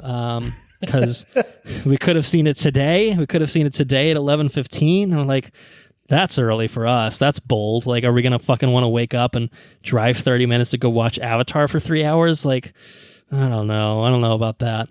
We ended up seeing it last night, 7:45, IMAX 3D, the theater, the same theater where we got decent seats for it, so it was fine. And so we went, and we saw it in IMAX 3D. Wouldn't you know it? We made it. We made it without a hitch. It's the second accident you've been in on the way to watch a movie. That's true. That's true. Well, the other one I definitely was not at fault at. But he was pissed. Star Wars The Force Awakens. Oh, I remember it. I was pissed. My second time seeing Star Wars The Force Awakens, and I got rear-ended 5 minutes from the theater after driving, 2 hours to get there? Yeah. Fuck that, man. Oh, so mad. I was pissed. I did make it in time for the movie itself, but I was just I was so heated. I was you couldn't enjoy it for fired up.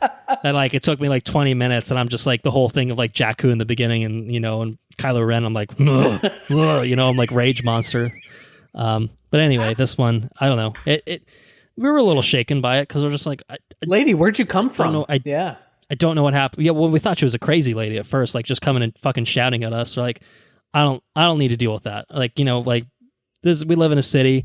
That sort of shit is not uncommon. It happens where people are just, unstable or something's going on, and they'll do shit like that. So that's what we thought happened at first. And so I don't know.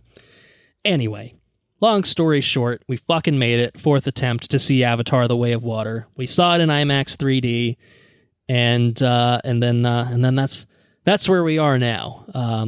We finally had an opportunity to see it almost a month into its release, and hence why we are just now covering it, and obviously why we didn't cover it,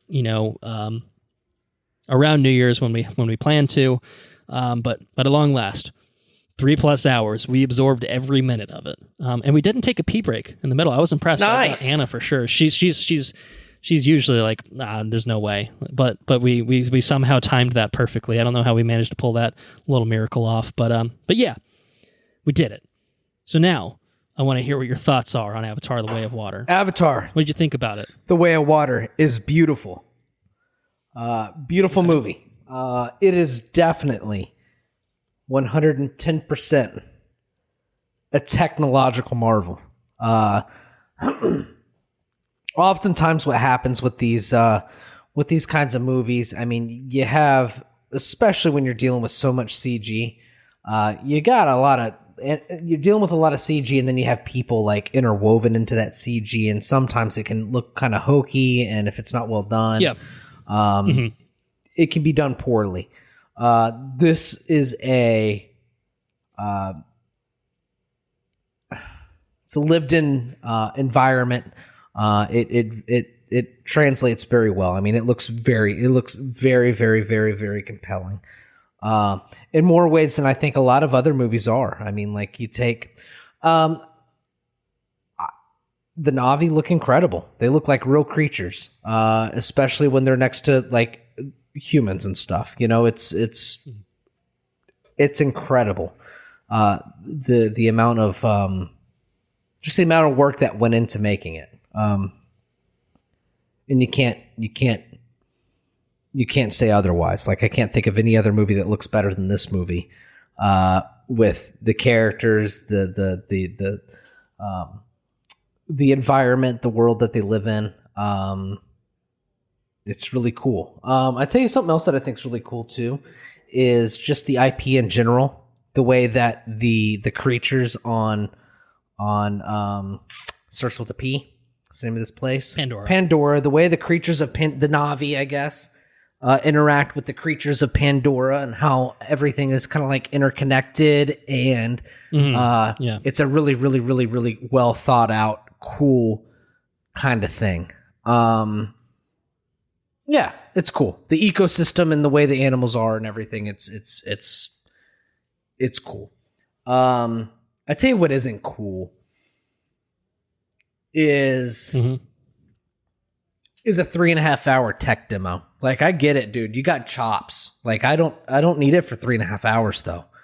You know what I mean? I also felt like the story was like, they try to do things with the story.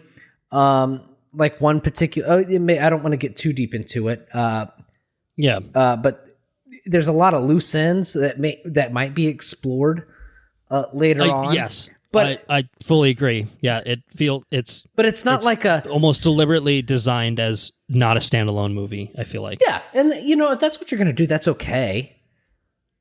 But don't do it the whole movie and then just not like acknowledge anything of it, because they do. Yeah. They introduce an idea at the beginning of the movie, and and it's continuously harped on, and everything else throughout the entire movie. It's never fucking acknowledged. Like, it's bizarre. Another thing that's real bizarre too is this follows it largely follows the water tribe of the Na'vi. Like, they've evolved and they've adapted to, rather than being in the forest and integrating with like these bird creatures, they integrate with these fish creatures, and they have thicker tails because they swim in the water. It's really cool. But they also integrate with these fish that attach to their back that let them breathe underwater. That they don't seem to use them ever. Right. Seems like that would be really helpful. Yeah. It's like, hey, just hold your breath. Fuck you. I'm just going to grab this fish that lets me breathe. They don't, it like blew my mind. It's like I would fence these fish in, and every time I went in the fucking water, I'd use a breather fish. Anyways, that aggravated me. Something else that aggravated me, bro, is sure thing, cuz these. What's that? What's that, bro? The teenager Na'vi that just say bro and cuz all movie long.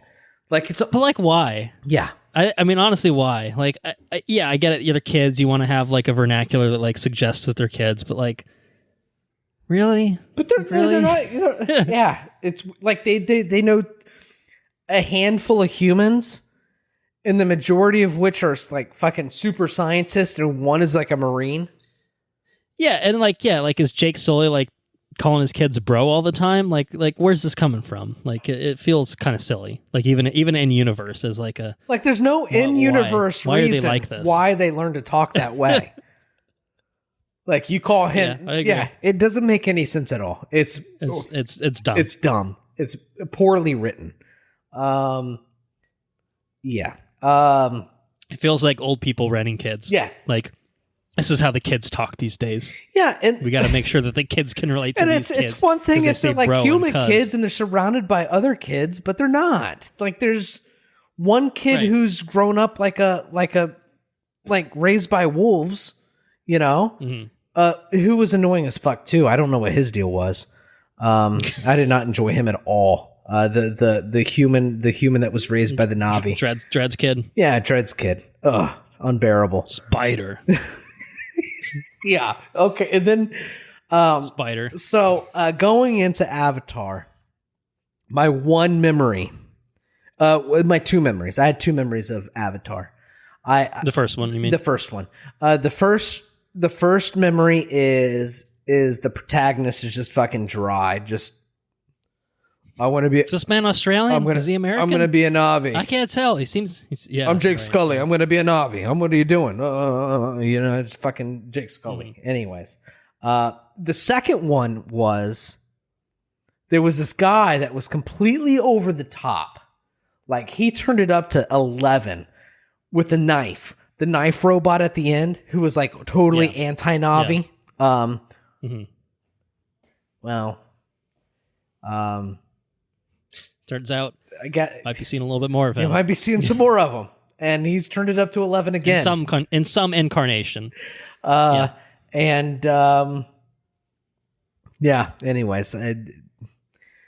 both are true. Yeah. But so takeaway is technically impressive. Story not as impressive. I think so. If we're going to put it in a nutshell, I think it's a beautiful film.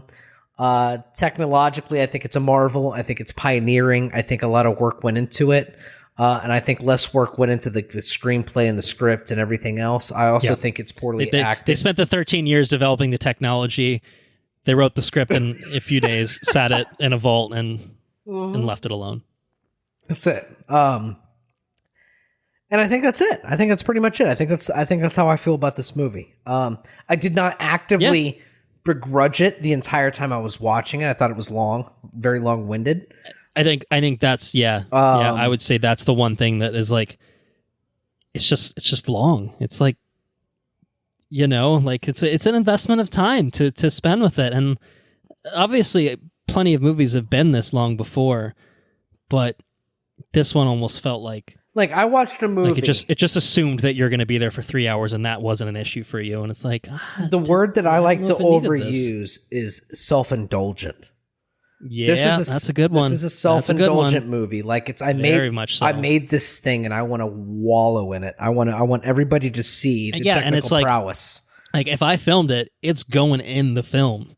No cuts.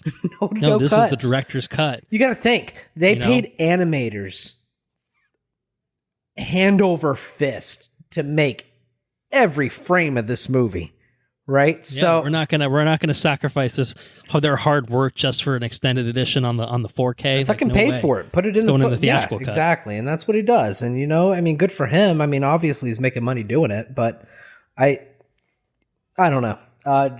For me, it just kind of left me behind, just because I didn't need to be there that long to see this.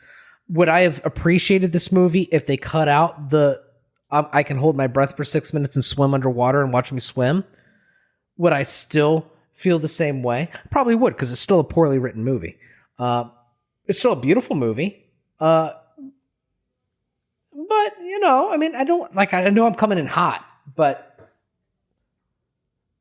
it's not a bad movie. It's just a long-winded tech demo of a movie. It's just and it feels like there's emotionality in there. But I feel like for me, being the most emotional person that I know, it felt like there was so much stuff piled on the emotional content of this movie that I just didn't care when it was present. You know? Yeah. I don't quite know how to describe my feeling on it, but anyways, that's how I felt about this particular film. How about you, man? What'd you think about it? It's fresh for you. It is fresh for me. I'll say at the outset, I did enjoy this film. I had fun with it. I thought it was very entertaining. I thought that as an experience, it was worth it in the end. I think probably, I don't know, like the first act of this movie, I think is a bit of a slog. It feels like a kind of a basic rehash of the first movie, which I had watched pretty recently, to be fair. I talked about that with the Glass Onion episode. I really enjoyed going back to that first movie. I hadn't seen it in so long that it felt fresh again. Like it had been a long time that I hadn't really relived it. And then seeing this one, I was just kind of like, they're doing a lot of the same things over again. And it's like, for the people that haven't seen Avatar in 13 years, that's not a big deal. For the people that watched it 2 weeks prior, it's like, are they going to do anything different with this one? And I think that it does get to the point where it does things differently, and then that's where the movie shines for me, in the sense that, like, oh, here's a new setting, here are new characters, here's a different thing, here's, they're using the underwater performance capture technology that they spent years and years making, and it pays off in terms of, like, the end results. But it takes a while to get there, and then even then, it's still, like, it's still long. At the end of the day, it's still too long. I don't mind a long movie. I love The Batman. That was a 2022 movie that was nearly 3 hours, but I felt like I enjoyed like every minute of that, more or less. This one just did feel to me like a self-indulgent, to use your words, a director's cut of we're not going to cut the things that, yeah, we could probably tighten this movie and make it like a 2 hour and 45 minute kind of deal. That's, yeah, it's still long, but like it's just as long as the first one, more or less. And it's a little snappier in terms of like the pacing. I think it could have benefited from just a little tightening of the There belt. was a lot of fucking fat on that bone. You could have chopped. There's a lot of fat. You could have chopped. I think you could probably tell this story in probably 2 hours. I think this is a 2 hour movie. Maybe. Yeah, I think there's probably, I don't know. I think because it's starting from such a place where like it's been so long. If this is there's I think partially that, but I think like also just like if they're starting with like this is the cut that we're happy with, that we're comfortable with, and it's 3 hours and 15 minutes long, like I think if you took over an hour from it, it might be really choppy. Now, that said, if you looked at the script before you started filming and chopped it down, I think you could make it work. I think as a filmed product, there's some fat that could be removed to tighten the overall package here. But I think that within a certain amount of reason, like I think it would be hard to do it's too significant amounts to really get rid of it. I think to get it to a 2 hour film, and in my eyes, I think would require a little bit more of a restructuring of how the film is, which I think could be warranted in some ways. We'll talk about that in spoilers of how maybe we might want to do things differently, or how we could have done things differently. I think that would have helped this film. So I'll talk about a couple things. I mean, at the outset, so I saw it in IMAX 3D. The 3D was really well done. As you talked about, it's as you described of what it seemed like it would have been. Indeed, it was all of those things that you imagined it would be. Really, really great use of 3D technology. What's funny, they're doing, I don't know, you might have seen the trailer if you got the trailers. They're doing a Titanic 4K 3D re-release around Valentine's Day, and they showed a trailer of that before this. And it looked like dog shit in 3D. Did it looked really? Fucking horrible. Oh no! Yeah, good. I mean, it looked like awful to look at, like painful to look at. Because obviously, it's not a movie shot in 3D. It's one of those post-converted ones where things just look like a pop-out book almost. But it looked like dark and like. I will admit, if Titanic came out in 2D 4K to the movie theater, just take the glasses off. It's just a little blurry. No. I mean, I might go out and watch Titanic in 4K at the movie theater. I like Titanic. I think it's a good movie. Yeah, no, Titanic's good. But but the 3D looked bad there. The 3D in this movie is really, really well done. It really is not used for the gimmicky purposes of throwing shit at the screen. It is that enhancing the depth of it so you get more immersed in the world kind of thing. What's really fucky about the way that Cameron made this movie, and I don't think that it's the case in the 2D ones from what I understand, is he shot most of this movie with a higher frame rate. And the movie is projected with shifting frame rates throughout the movie in the IMAX 3D format. So it constantly shifts between 48 frames per second and 24 frames per second, depending on the scene. And I found it really jarring. I thought it was... What I'll say is, my only high frame rate experiences with movies are the Hobbit movies, which I thought just made them kind of have that soap opera effect to them, sort of motion smoothing, but kind of the way it's actually supposed to be done kind of thing. But I thought it made it look cheaper almost in a sort of way, because it's it doesn't have that quote unquote cinematic feel. Something just looks a little off, it looks like you're watching a play or something like that. It was not true here in the same way that it was true for The Hobbit. And the reason for that is because everything is fucking digital to begin with. So what the actual effect is, it looks like a fucking video game. It looked like you're watching video game cutscenes because it's a high frame rate for, it's like watching almost like a video game cutscene at a higher frame rate. And I found that really, really jarring. And parts of it weren't as egregious. There's a sequence, there's a train sort of heist sequence towards the beginning of the movie that looks really bad in terms of just this. I say bad. It looked great in the sense that these visual effects were fucking incredible. But I think purely from a frame rate affecting the visual, experience of it, to me, it felt like watching a video game. And I think the problem wasn't so much the use of the high frame rate. I think it was that it shifted back and forth. And I was talking to Anna about it a little bit after the movie. It reminds me of a lot of Nolan movies will shift they'll use the shifting IMAX ratios, right? And go back and forth. And it's doing that 20 times within a scene. Oof. It's fucking distracting. It's yeah, it's bad. Pick a format and stick with it through a scene, because it would be like that scene would be everything is high frame rate, but then there'd be a 3-second shot of someone walking over and picking up a gun in 24 frames per second, and it looks choppy by comparison. And it's not that it looks looks like the computer's bogging down. You're getting poor frames. Yeah, it really looked like it was lagging. And I was like, this is not how did he think that this was okay to just shift? He obviously doesn't play video games. Shoot it one way. If you shoot in 48, you can still remove those frames and project it in 24. Obviously, that's the case. And he basically said, on the record, I found that the high frame rate made the 3D effects work better, but it has. It doesn't help the 2D at all, so it's not going to be 48 frames for the 2D showings. And I don't know. I think just pick one. Do it all in 48, do it all in 24. Pick one, not this shifting thing. I think that was the most distracting aspect of it, because it really just made it look so glossy and digital and video gamey. And it sucks because I can tell the fidelity of the Na'vi and everything, unreal. How well it's done. It's unparalleled, really. It's some of the most... It's nuts. The most impressive CGI I've probably ever seen in my life, I would say. Just in general. Just the texturing and just the realism to it, and how they did everything was just honestly incredible. It's How to Train Your Dragon water, but on everything. It's really incredible. Yes, it really is. We were blown away by that sand and How to Train Your Dragon. It's like that, but on a macro level of everything is this is really, really incredible stuff. So I think frame rate issues aside, I'll put those to the side, because the high frame rate, you got used to it. It was just it was the distractingness of shifting back and forth that pissed me off. The use of the high frame rate itself, I thought, was totally fine overall, even though it had that sort of video gamey effect for sequences. When it got to the water stuff, that was mind-blowingly well done. Yeah. All of the underwater stuff, all that years of R&D putting, into getting this stuff rigged so you could actually film it this way, paid off without a doubt in my mind. That's the moment.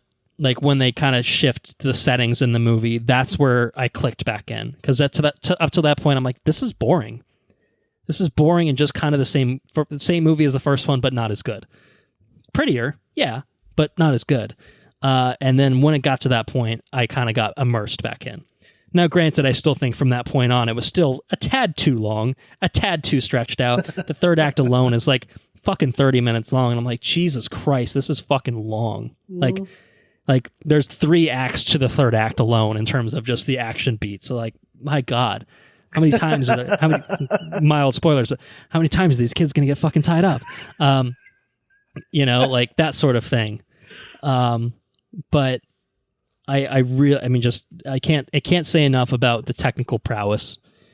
It really is. I mean, it really is just like a generational leap in terms of just. It's huge. Like, yeah, everything. I mean, it's really incredible. I think this will change the way that films can be made and how they look for the future to come. And I think that that's really, really impressive and something to for this movie to boast about. On the other hand, I do wish that the story just was a little tighter, just was a little something more than what it was. And I do think that this is absolutely a part 1 of 4, I guess, of the sequels. And it's kind of structured that way intentionally, where there are lingering the loose ends, as you said, and like the little things where it's just like, if you're going into this expecting it to be a completely told story, you're going to be disappointed. No, it's not like it's not totally like a Lord of the Rings, something that I've watched recently where like, Fellowship of the Ring ends with Sam and Frodo walking off towards Mordor. And it's like obviously that's a big open-ended kind of ending. Like there's still a lot to come, the rings got to be destroyed. Sauron is still out there. Saruman is still out. Like there's a lot still going on in the Lord of the Rings at the end of the Fellowship of the Ring. So it's not as open-ended as that or anything like that. But at the same time, it did feel like throwing a lot of threads out there to not really revisit them for now. Like it's like we'll get back to that. We'll circle back to that later kind of thing is how it felt. But I felt like even things outside of that just kind of, I don't know, like I enjoyed a lot of it. And I thought it was entertaining. Kids were annoying at times. But it just kind of felt like, okay, like, I don't know. There was a way to tell this exact story and like you said, in 2 hours. I think there was a way to tell it in 2 hours. It wasn't written that way. It just wasn't written that way. And I don't know. There were things about the writing that I don't know. A lot of characters, a lot of new characters. Some are interesting, some are not. A lot of returning actors and characters from the first one. Some unnecessary, some are interesting. A lot of stuff we'll get into spoilers, obviously, in terms of like how exactly they approach the story of this. But I think just as my general impressions is, it's fine, but it could be a lot better. Like, I just think that it feels kind of like wasted potential of like expanding the universe of Pandora. Like they did, like the actual literal settings and stuff is all really cool and really well done, but the actual plot mechanics of how things kind of get strung together is not impressive to me. It's just fine, I guess. I don't know, I've seen it before, kind of thing. Like it's not anything that stands out to me in any way.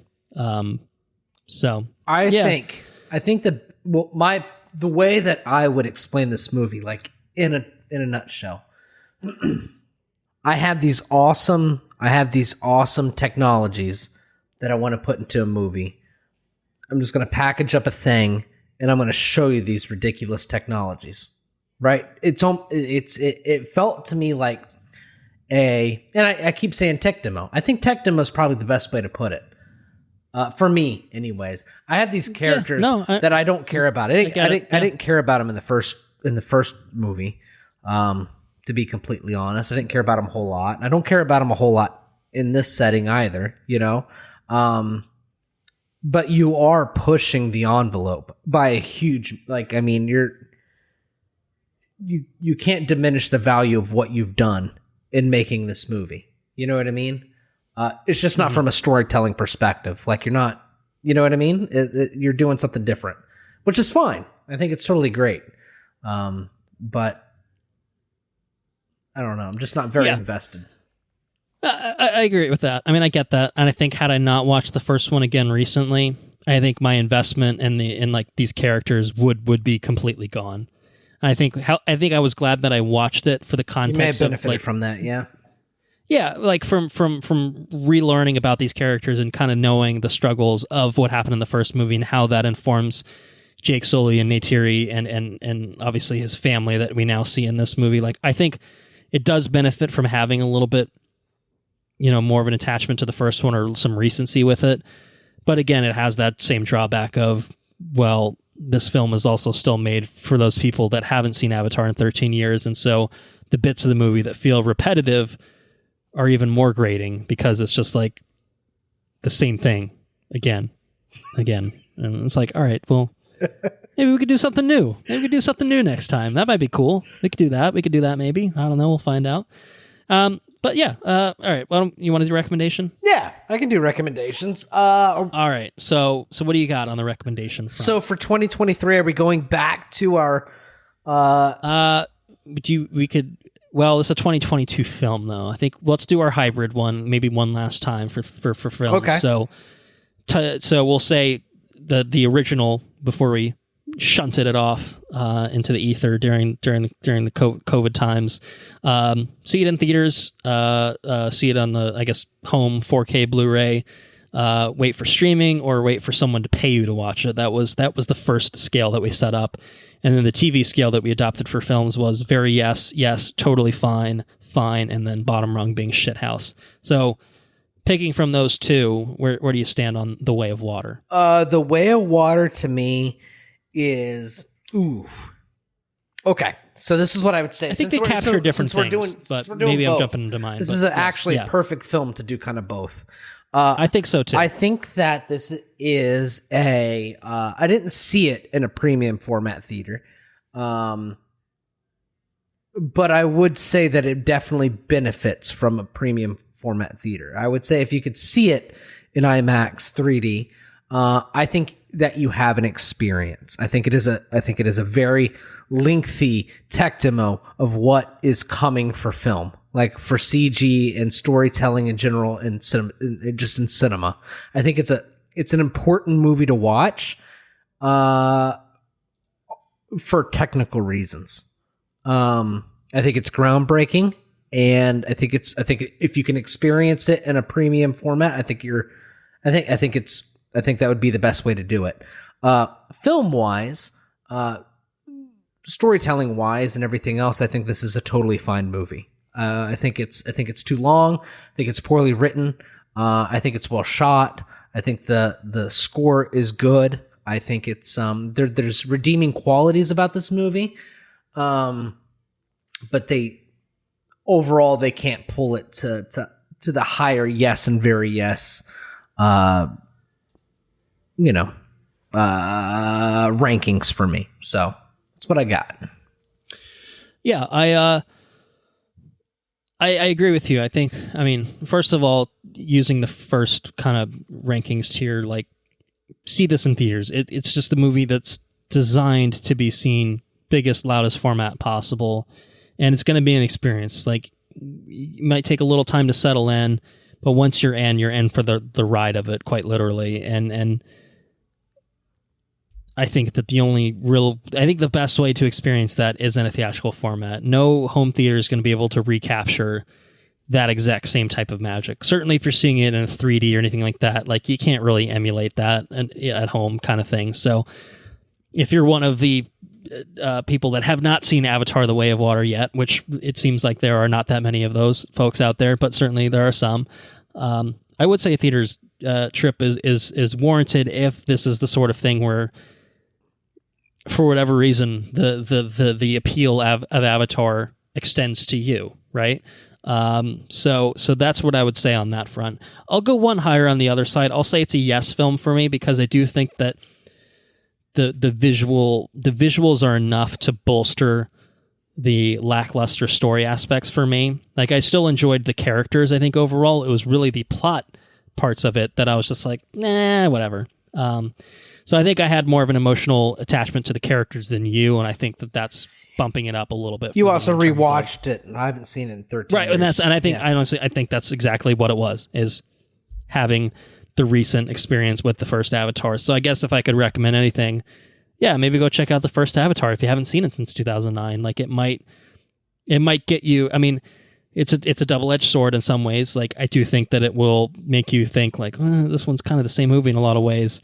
But at the same time, the resonance of the characters, I think, will be enhanced because you'll be like, oh yeah, I did like Neytiri a lot. Jake Sully, he's fine, I guess, but I don't really care about him that much. But he was in a Terminator movie, wasn't he? He was. That was a really shitty Terminator movie. He was the human Terminator Salvation. Yeah. Yeah, that movie was shit. Yeah. Anyway, Sam Worthington is not a great actor. I think he's fine. He was much better in this than he was in the first one. Because the first one had a lot of human Jake Sully, and I'm like, fuck this. What does contract yield on $1 billion movie for being such just a fucking? Well, and it's crazy because he outside of Avatar, he has he has nothing. That's right. I mean, is it because he doesn't need Terminator movie? But he doesn't need to because he's getting paid so much. Probably. No, I think it's because pretty much everyone outside of James Cameron is like, this guy kind of sucks. So, like, I don't really need to cast him in this project. Well, good for him. Honestly, one thing I think that does limit him is he is god awful at American accents, and so for any time someone's trying to cast someone to play a convincing American, Sam Worthington is not where you look. Right, dude, just let him be Australian. I think I said it about the first one. Maybe like just let the dude be Australian. This film establishes Australian people are canon in the Avatar verse. Let him be Australian. Okay? Right. Let him be Australian. It's fine. I don't know. Anyway, want to do some spoilers? Yeah, totally. Full spoilers for Avatar, The Way of Water. Take a breath. What do we want to talk about for Avatar, The Way of Water? I feel like there was something you said earlier. There was like something they set up in the beginning that they never really have paid like off this in this movie. What were we thinking? The Immaculate Conception of this Jesus child. Yeah, they kind of gloss over that a little bit, don't they? Because there's like, well, who's the dad kind of thing, and it's like, is there a dad? Yeah, is there a dad? Probably not. And she can talk to all the animals, and she's so like connected to the earth and all this. What's the deal? Well, we don't know what the deal is, and we don't like. Nobody really talks. Nobody really talks about the deal.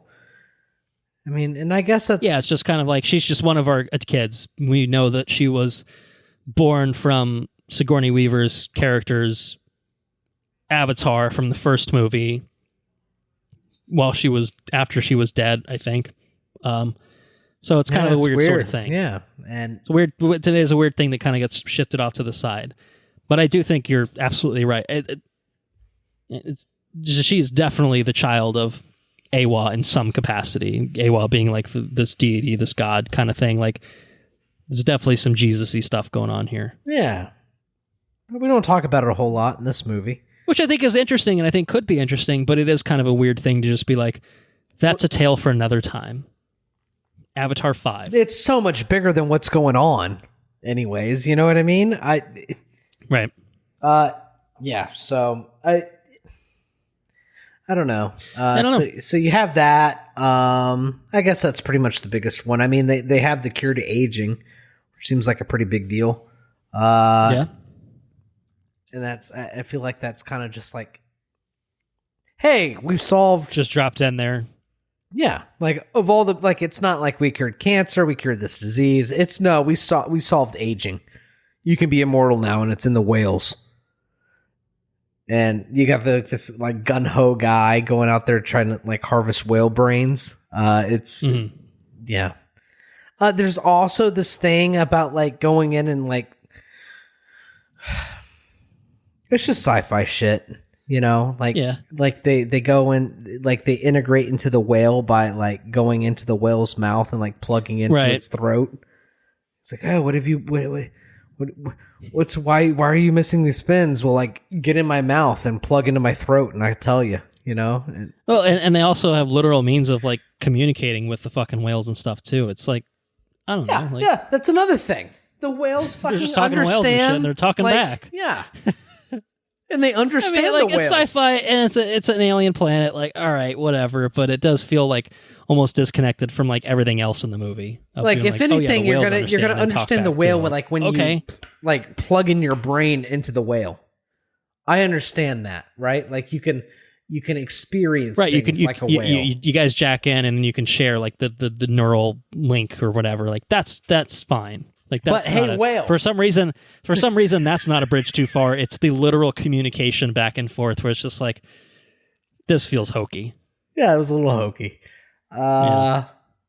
Those Na'vi kids are dicks. They were going to the other ones, the water kids. Yeah, the water kids are huge dicks. They were just going to like kill that kid out there in the middle of the ocean. Yeah, it was kind of just like, fuck you. We don't like you, so we're just going to kill you. That's what they did. Almost. They almost killed him. And tried to. Yep. I think that was the most egregious thing. Talking to the whales, Jesus, like on the planet, and like nobody really says anything about it. The fucking the kid, the kid Spider. of the fuck yes, the kid of the knife guy. I didn't like that storyline. I didn't think that worked. Here's what I'll say. I mean, I'd seen like the pictures during production and like, oh, it's this fucking white kid running around in underwear with dreads. And I'm like, Jesus fucking Christ, James Cameron, what the fuck are you doing? Little Tarzan kid. And like, I will say for the most part in the movie, his character never really bothered me. Like it was kind of an interesting thing of this kid left behind who kind of becomes integrated with the Na'vi kind of thing. Now at the same time, don't give him dreads, put some clothes on him, that sort of thing. But like, and like the blue, he like puts blue paint on himself, like to, I don't know why, because he looks more Na'vi. He's all about that Jesus chick though. He likes that Jesus chick. Yeah, he does. I will say, like, he was fine. In the context of the movie, for the most part, I was fine with him as a character. I didn't like what they did with him plot-wise, of tying him to, like, making him the kid of Quaritch, and then having some whole thing where, like, he's, like, drawn to fake Quaritch. And that's another thing. Fake Quaritch is Na'vi. This is probably my biggest issue with this movie. Fuck Quaritch. He did not need to come back. No. Bringing him back as a villain was cheap and dumb and unnecessary. And in turn generated a lot of unnecessary dumb shit. Because Spider's his kid, but they've got some sort of bond. But Neytiri resents Spider because he's just some fucking human kid that wanders around with her kids. And it's like, I didn't need any of that. Who did he have shit. a kid with? Apparently that's explained in a tie-in comic, some sort of pilot. I don't know. But it's, same shit, where it's like, man, I just don't care. I don't care about Quaritch. I think I just don't like him. Like, obviously I don't like him because he's a villain, blah, blah, blah, but like, I thought he was an effective villain in the first one. Over-the-top guy, and he got killed. Over-the-top guy, and he got killed. I don't need him to do the exact same thing again, because that's what we got. Oh, but he's a Na'vi, so it's different. He's got the increased strength and whatever of and then like to bring him and his whole fucking meathead squad back too, like, come on, and they all look goofy as shit. One guy's got sunglasses on, and like they all look fucking ridiculous, and it's like, this is dumb. I don't like any of this. Yeah, it was. I just thought that, I don't know, like, to me there wasn't such a deep personal like connection between Jake Sully and Quaritch that these two will be villains for generations, like, kind of thing. Like, no, like, the guy got his fucking ass kicked. He got shot to death by Neytiri. Oh, and you know what? They moved on. Like, come on, like, bringing him back, just, that's cheap. The other thing that pissed me off about this movie is, what's the time gap between these two films? 10 years, 15 years? It's got to be at least 10. It almost seems like real time, where it's just been 13 years, but it's been at least a decade. Yeah. So at least a decade, because the kids are fucking teenagers, so the people that are invading this planet still have not upgraded their windshields to prevent bow and arrows from fucking penetrating their windshields. That's true. Yeah, you got to have some arrow-proof glass or whatever. That's incredible to me. It's amazing. We're not going to upgrade our windshields. Anyways, I actually maybe some sort of like holographic thing, like Black Panther style, where it just bounces right off. Anything, just a fucking polycarbonate glass should break prevent the bow and arrow. Anyways, they don't have the materials for that anymore. I guess not. It's amazing. Yeah, I remember laughing about that when I watched the movie a while ago. The bow and arrows. What else was there? The kid with the dreads. I mean, well, all the 18 kids that Jake Sully has. I mean, he's got a lot of kids. I'll tell you what, I couldn't keep track of anyone's names. I'm like, no, all right, I don't know Kiri. any of their names. I got Kiri and Spider down when I watched the movie because those were easy enough. And I felt like Kiri was an interesting character because she was like, you know, she's the immaculate fucking child kind of thing. Like, all right, that's interesting. And then Spider's this fucking stupid looking white kid with dreads. All right, he's memorable for wrong reasons, but memorable nonetheless. The two other sons, the little girl, the daughter was cute, but I don't know. I didn't mind the two sons, and I thought it was kind of like fine the way that they developed the brotherly relationship and such. But I guess I was surprised at how much time this movie spent with the kids, like almost shunting a lot of the other characters off to the side. And I think that was something that worked in some ways and then didn't work for me in other ways, in the sense that I thought the kids were fine, like far less annoying than I expected them to be for me personally. But at the same time, it took some of the characters that I mean, like Neytiri particularly, I thought was like the best character from the first one, and she's kind of just like barely doing anything in this. And I feel like, I don't know, it just, to me, it didn't really capitalize on like using its characters that are interesting and bringing a lot out of them. Like we got shades of that, like Kiri doing really interesting shit and like going into the Titanic at the end and saving Neytiri and her sister. Like that was interesting because she's using the fucking fish that lets you breathe underwater. She's smart, unlike the other people. She's smart. She remembers, I got to use the fish that makes you breathe underwater because then I can breathe underwater, unlike everyone else who's going to drown in the Titanic. But I don't know. I just felt some characters worked and some didn't. Obviously, if I've harped on Quaritch probably enough. Didn't need him at all. Didn't need his son. Didn't need any of that shit. I would have axed all of that in draft one of the script and said, nope, bring in a different villain. Anna suggested, well, he could still have a son who's grown and comes back. I don't need any of it. And is the villain. Like that could work. I don't need any of it. I agree with you. I'd say there are plenty of humans in this world that don't have to be related to Quaritch, is what I'm saying. Like, they don't need to be related to this one fucking guy, or quite literally, or this guy has his memories, blah, blah, blah. Like, all right, it's sci-fi. I get. It's just. I think the cool. lame, I think one of the best parts of this movie is when Nigiri, is that her name? Neytiri. Mm-hmm. She goes like feral. Yeah. No, that was good. That was awesome. That was very cool. I thought the action in general was really well done in this. It is. It's cool. I like that sequence in the jungle, like when the kids are and it starts raining and stuff. You know what I mean? And they have the kids hostage. I thought that was really cool. And it's interesting that you brought up the train heist in the pre-spoilers as like this like distracting experience. I thought that was a really cool experience because none of that was present in the 2D version. I thought it was just felt like one solid. It felt video gamey, but I don't think it particularly looked video gamey. You know what I mean? It just was a cool sequence. So action set pieces were very cool. I thought the action in the Titanic, I'm just calling it the Titanic because motherfucker can't help himself and just literally had it capsize Titanic style. Yeah, totally. And had Neytiri and her daughter trapped in it, Titanic style. I was just like, Jesus Christ, dude, really? I know it's been like technically like 25 years since that movie came out, but like we remember because you keep putting it in theaters, asshole. In fact, you showed us a trailer before this movie. We remember Titanic. Now it's in the forefront of our minds. I thought that action sequence centered around the boat, like I thought that was all really, really well done. Like, I mean, the whole third act action sequence, I think it did get a little long in the tooth overall of, again, kids keep getting captured like 3 different times. Like, okay, I get it. But I thought the actual way that it was shot and depicted was really, really neat. And, I quite enjoyed it. I mean, it was pretty cool. I'll say that, I mean, action aside, just in general, now that I don't have to worry about spoiling anything.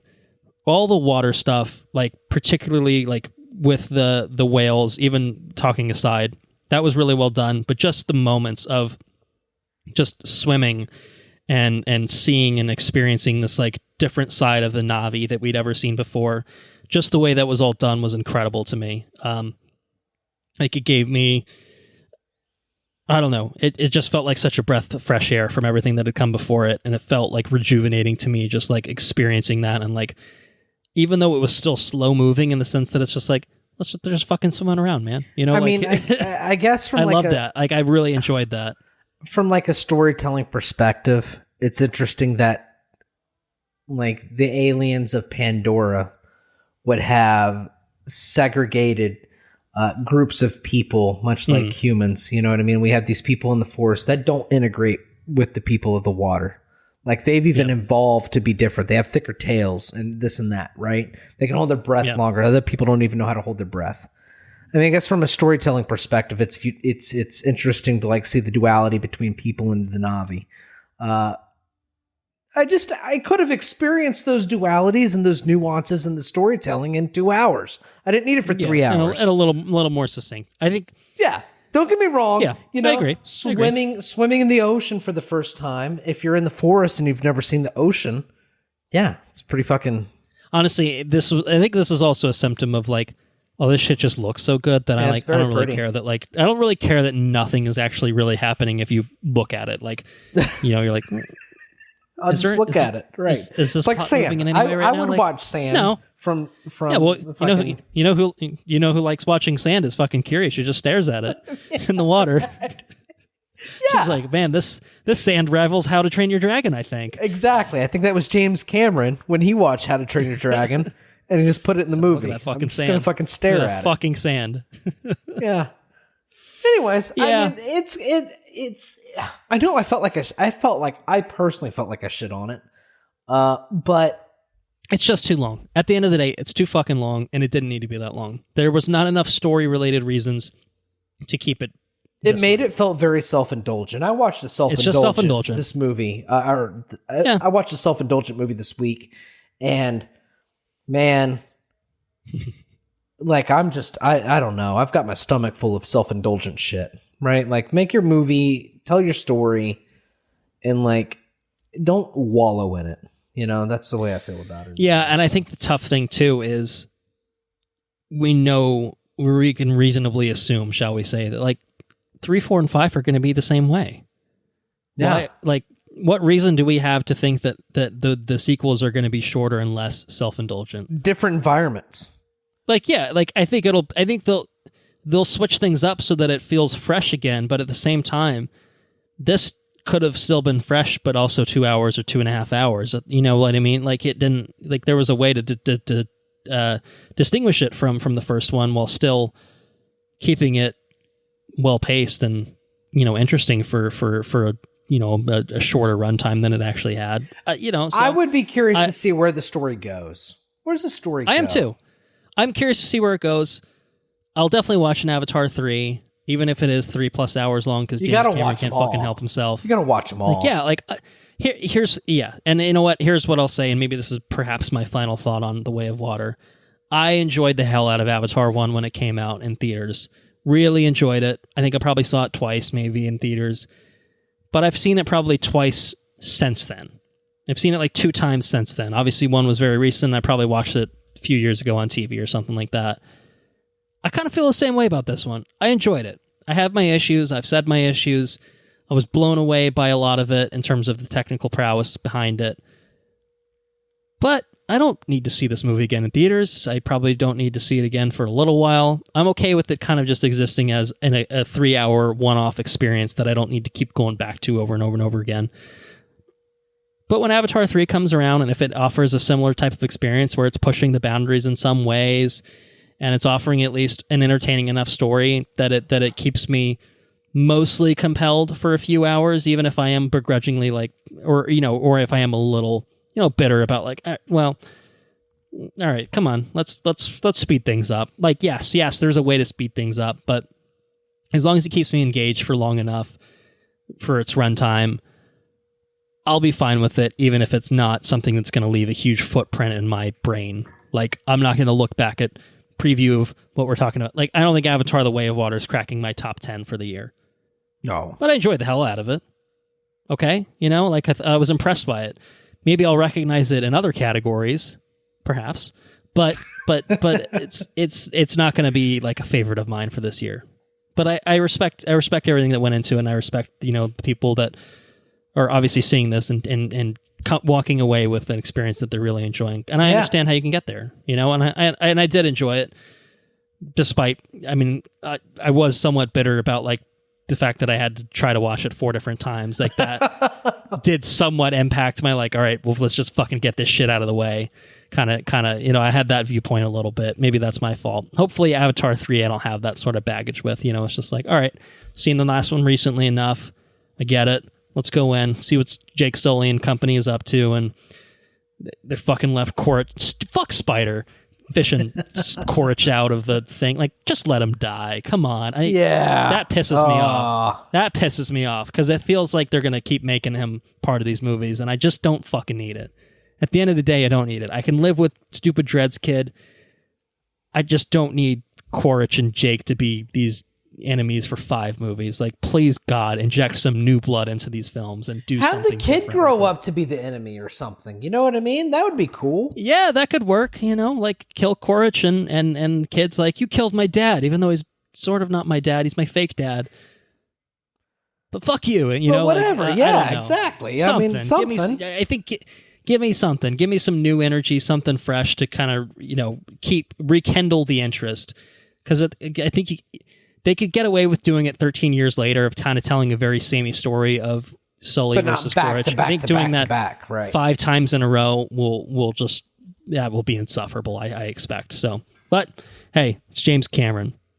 You shouldn't doubt the man, right? He seems to be successful for a reason, I guess. So he could fall into Ridley Scott territory. We'll see. We'll see what happens. Well, Anna has called it the George Lucasification of James Cameron as well. So we could fall into that trap too. But anyway, yeah, I think that's all I have on Avatar: The Way of Water. There's probably other things that we could dwell on here, but we're not going to pull a James Cameron and do it. We're just going to move on. Unless you have other thoughts, but I think it's time to move on. If you're no, I'm good.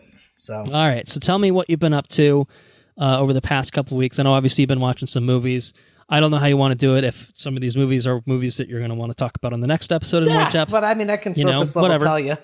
All right, so this is what we've got. Past couple weeks. I can't remember the last week that we recorded, but we'll start from roughly New Year's, like probably a couple days before, I would guess.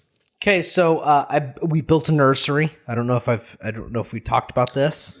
I think you had talked about doing. Yeah, I think you were in the process of it. If I'm not mistaken. Well, nursery's pretty much built. I did wainscoting along the walls, all 4 walls. Didn't start out as wainscoting on all 4 walls. It was going to be an accent wall, but nailed it a little too thoroughly to where now I had to do all the walls in the room. It's too good. Do it everywhere. Yep. Put a chair rail around the top, so it's kind of like a classic looking room. And then Sarah, her sister, and her mom came over and painted 3 of the 4 walls. The 4th wall will have wallpaper on it, and it's a proper nursery. Had the carpet pulled up, and I did not install the carpets. I think it's like one of the only things in the house that I haven't done myself is install the carpet. And I just thought it would be really frustrating and I would not enjoy it. And it didn't cost very much to have somebody install carpet. So anyways, new carpets in 2 of the rooms. The spare bedroom and the nursery have new carpet now. And it's really squishy and it's really nice. Really like it.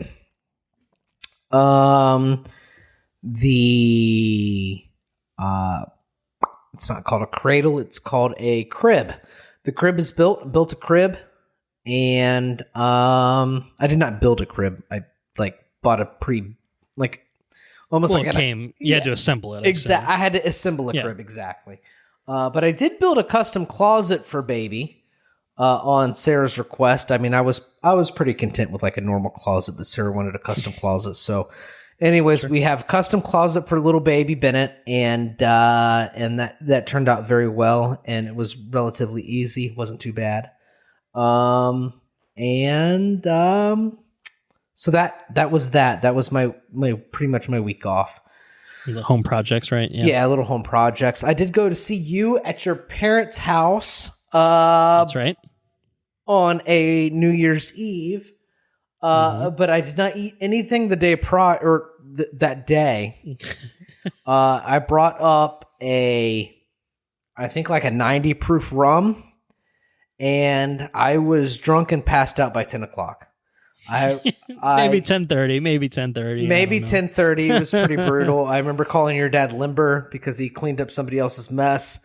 I remember being astonished that I did not create the mess that he had to clean up. I did not do that. But I was like, oh, Mr. Brown, you're quite limber getting down there like that. I'd fall over. I'd be done.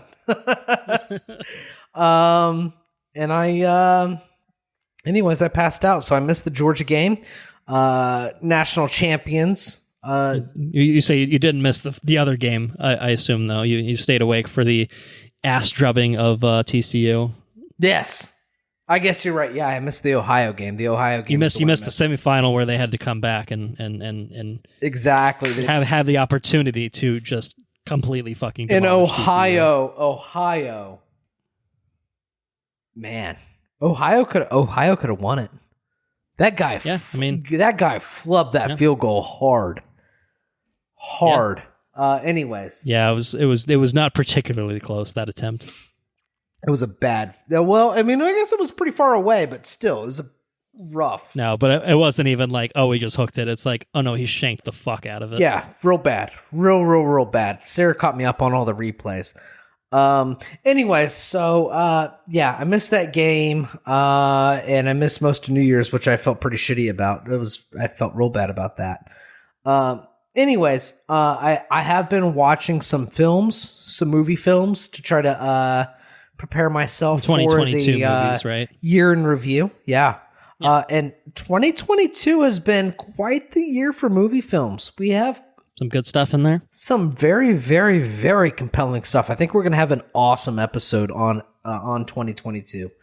I think culturally and I think the world's changed a little bit because of Corona and just the pandemic in general. And we're coming out of it. And I think that, man, there's a lot of compelling movies out there that are just really awesome. I watched the Irish one, the McDonough film. Banshees of Inisherin. Yep, I watched that one. I watched a very, very, very, very self-indulgent film. I was curious which this one was. Called Crimes of the Future. Yes, the Cronenberg one. Yeah, the Cronenberg film is amongst one of the most self-indulgent films that I've ever seen. It's just like, you sent me a fun clip of Earman dancing. There was an Earman dancing in that film, yeah. But that doesn't even scratch the surface of self-indulgence. From what I've read, yes, yeah, sure. So would you recommend that? Are you gonna? Do you want to talk about it now, or do you want to talk about it on the next episode? I guess maybe that's my question to you. I will not be. It's not in your top 10. It's not in the top 10. It's not in the Okay. like special category. So I guess I can talk about it now. If anybody came in and watched this movie with me while I watched it, Sarah watched like half of it with me, and I had to turn it off just because I felt like I can't watch this with you. And so I turned it off, and then I stayed home the other day and I finished it, and dude, it's don't get me, I've watched some like kind of twisted stuff, and this is kind of twisted too. It's not even that it's twisted, it's just that it's just like, it's just fucking weird, like, I don't know, it circles weird for the sake of being weird. Weird for the sake of being weird. Like, it's got like this interesting premise and this interesting story. And it's not even that it's not well done. It's a very well created film, right? Cinematography wise, and lighting wise and everything else. It's beautifully shot. It is a very pretty movie. But Viggo Mortensen walks around everywhere and he's like,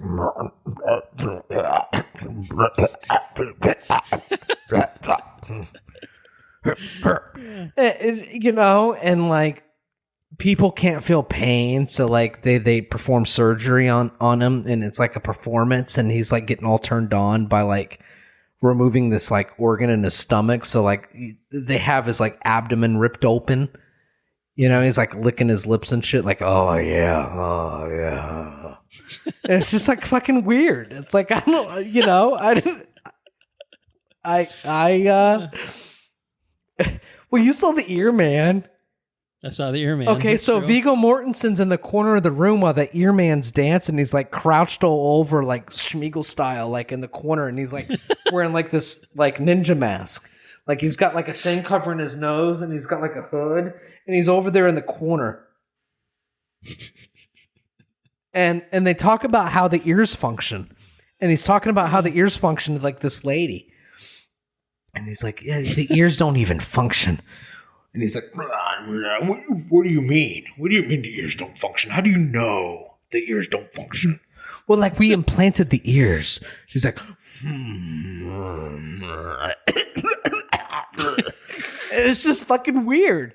Anyways, I read that there was like a 20-minute standing ovation when they revealed this film at like Cannes Film Festival or whatever. And it's like, did we watch the same fucking thing? Because I don't think we did. Anyways, I have a hard time recommending that movie. I don't know who I can recommend that movie to. Premise was cool. Like the overall, like I don't want to give the ending away, because it is kind of interesting. Like it is cool. But man, that was a long fucking journey to get to the ending of that movie. That was a long road. And it was very self-indulgent, head up ass kind of like way to get there. So I did watch that. I did watch The Pale Blue Eye, which is that's the Christian Bale one, right? Netflix. Yeah. It had the guy from It's Dudley, right? Or, yeah. Buster Scruggs as well. The Buster Scruggs guy, torso guy, exactly. And I was actually Christian Bale's cool. But I was most interested to see the performance of Edgar Allan Poe, who is torso guy from Buster Scruggs. And he's got all his limbs this time. It does have all his limbs this time, and I think that dude's a fabulous actor. I really enjoy that guy. I'd like to see him in more things. I hope he gets more like screen time. And what else did I watch? I watched that. I watched. We didn't talk about Pinocchios. Did we talk about the Pinocchios yet? I haven't watched any of the Pinocchios, so not really. I think we were trying to hold it for a possible episode on Pinocchio the Pinocchios. v. Pinocchio. Just let it out at this point. Yeah, I watched. I have seen both Pinocchios that came out in the year 2022. Let's just point it to say I will watch at least one of the Pinocchios. I leave it up to Only you to one decide is which worth one I should watching. watch. Only one is worth watching. Okay. All right, and it's the Robert Zemeckis one, I assume. Incorrect. No, try again. No, we don't want to watch that one. You got me. That one is. If you want to watch a horror film, tell me about both. You can watch the Zemeckis one. That one's quite terrifying. Uncanny Valley, or just it's fucking unsettling. The other film had me crying in the first like 10 minutes.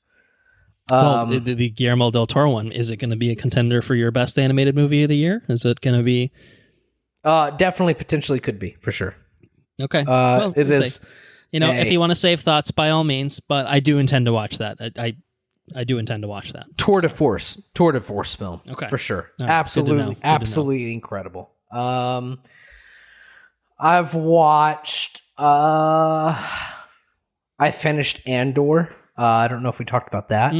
Finished. I'm not sure if, no, I think you've probably talked about it here and there, but I don't know. So my Andor, I feel bad about Andor in end. particular because Andor I didn't watch like as like week to week. I watched. Yeah, we're the same way here, so yeah. I watched a couple episodes here, and for some reason I didn't like revisit it the following week. And so when I did finish it, I had to watch a chunk of episodes back to back to back. And what an incredible show. What an incredible Star Wars show. It is Mandalorian is good for its own reasons. It's Mandalorian is good for its own Star Wars reasons. Andor is good from a story perspective, character wise, story wise,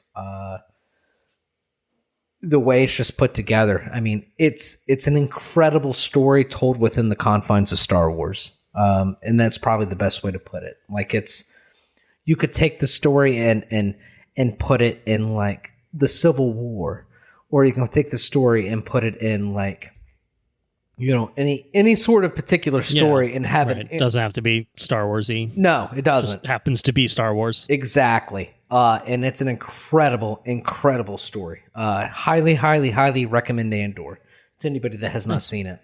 I've watched all of one episode, and I want to watch more because I've heard nothing but praise. It's unreal. Super, super good show.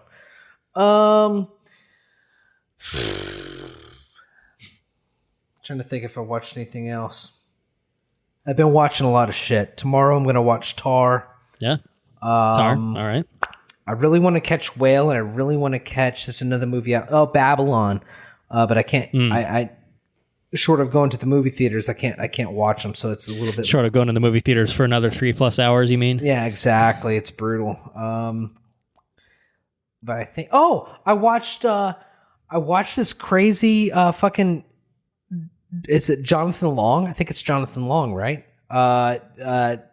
Barbarian. I watched Barbarian. Barbarian. Yeah. That movie's fucking crazy. Have you seen that? I have not seen that. You've not seen Barbarian? Okay, so it's like Tusk. Not. It's like Tusk. Okay. Yeah. But it did not get to Tusk the way, like, man. Okay. There was a sequence where Sarah screamed. Okay. And I screamed. And Sarah grabbed my arm so hard. Like, it was like hardcore horror film for like the first like third. And then it turned into Tusk. And it was pretty funny. I laughed. Okay. I laughed out That's loud I laughed out loud quite a bit. It was actually a very enjoyable film. Very funny. So that was something else I watched. Looking forward to watching a couple more movies before our year in review. Bit of time. But I have been trying to time here. I've been trying to grind them out a little bit. So that sounds like you've been pretty good about it. Yeah, catching up on some of the other ones. A lot of them are streaming, which is nice, and then some that aren't. Makes it so much easier. That's helpful. Yeah, for sure. All right. Anything else for you? Nope. That's it. All right. Well, let me tell you about a little road trip I took down to Florida. So, yes, I think I explained the situation on the Glass Onion episode. Our flights got canceled. Thank you, Southwest. And we cleared the COVID tests. We were negative. We did not catch it from Anna's parents, fortunately. So we made the long trek down to Florida to hang out for New Year's. We talked about that a little bit, obviously, but we were down there to spend some time with family and see whoever we could. The road trip down was hellacious. It was brutal.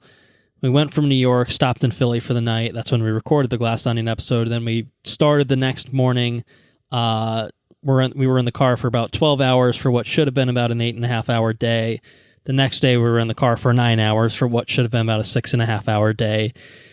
It was just an awful drive down. It was really fucking rough. But we did make it down to Florida. We spent some time with my parents, which was really nice. Had about a 24-hour crossover with my brother Jordan as well, before he had to fly back to Texas, which was fun. And then my brother Dalton and his son Graham, my nephew, were there most of the time that we were there. So we got to spend a lot of quality time with them, and that was really nice. We spent some quality time with Andrew. He was conscious for part of it, unconscious for a chunk of it. But we had a great time with Sarah, so it was fine. Yeah, we watched the Georgia game. I'm obviously not a Georgia fan, surprise, surprise. But it was a very, very entertaining, close game throughout. So that was a good one to kind of follow. We saw James and Caitlin, James of the Ink to Film podcast. We saw them for a little while. They were nice enough to drive up and see us in Ocala, which was awesome. After we were burnt out on driving, shall we say? So yeah, it was nice to see them. But other than that, we did a lot of hanging out, drinking a lot of beer, that sort of thing. Just relaxing on our time off. Played a lot of Arms with Graham, the Switch game Arms. He's a big fan of it. We watched Encanto with him, which was great fun. Loves that film. I love that film. It was fun to watch it with him. We watched Kiss Kiss Bang Bang. That was the other film that we watched while we were down there, because my parents redid the whole TV setup. It was lackluster, shall we say, before, but they've significantly upped their game in there. It's not perfect. It's got some areas that it could improve in, but they got a new TV in there. It's just a much better setup than it was before. And Kiss Kiss Bang Bang is one of my favorite films of all time. I think I don't know exactly where I usually slot it in the order. I think it's number 5. But I enjoyed the hell out of it. We watched it because it was a Christmassy kind of movie, and it was the last like Christmassy movie that we kind of watched for the season. All our Christmas stuff is now officially put away. We've got some winter stuff out, so I think Christmas is officially in the rearview mirror, given that it's halfway through January. So yeah, Kiss Kiss Bang Bang was very good. Really enjoyed it. What we've been doing this week, what we hope to do is to do some catching up on the 2022 stuff, but we haven't quite gotten there yet because Anna's been reading through the Lord of the Rings book trilogy, and she just finished Return of the King today. And throughout the week, we've been watching the extended editions of the Lord of the Rings trilogy. Nice. So we actually have about 30 to 45 minutes-ish of Return of the King left to watch. But we watched Fellowship and we watched The Two Towers. I mean,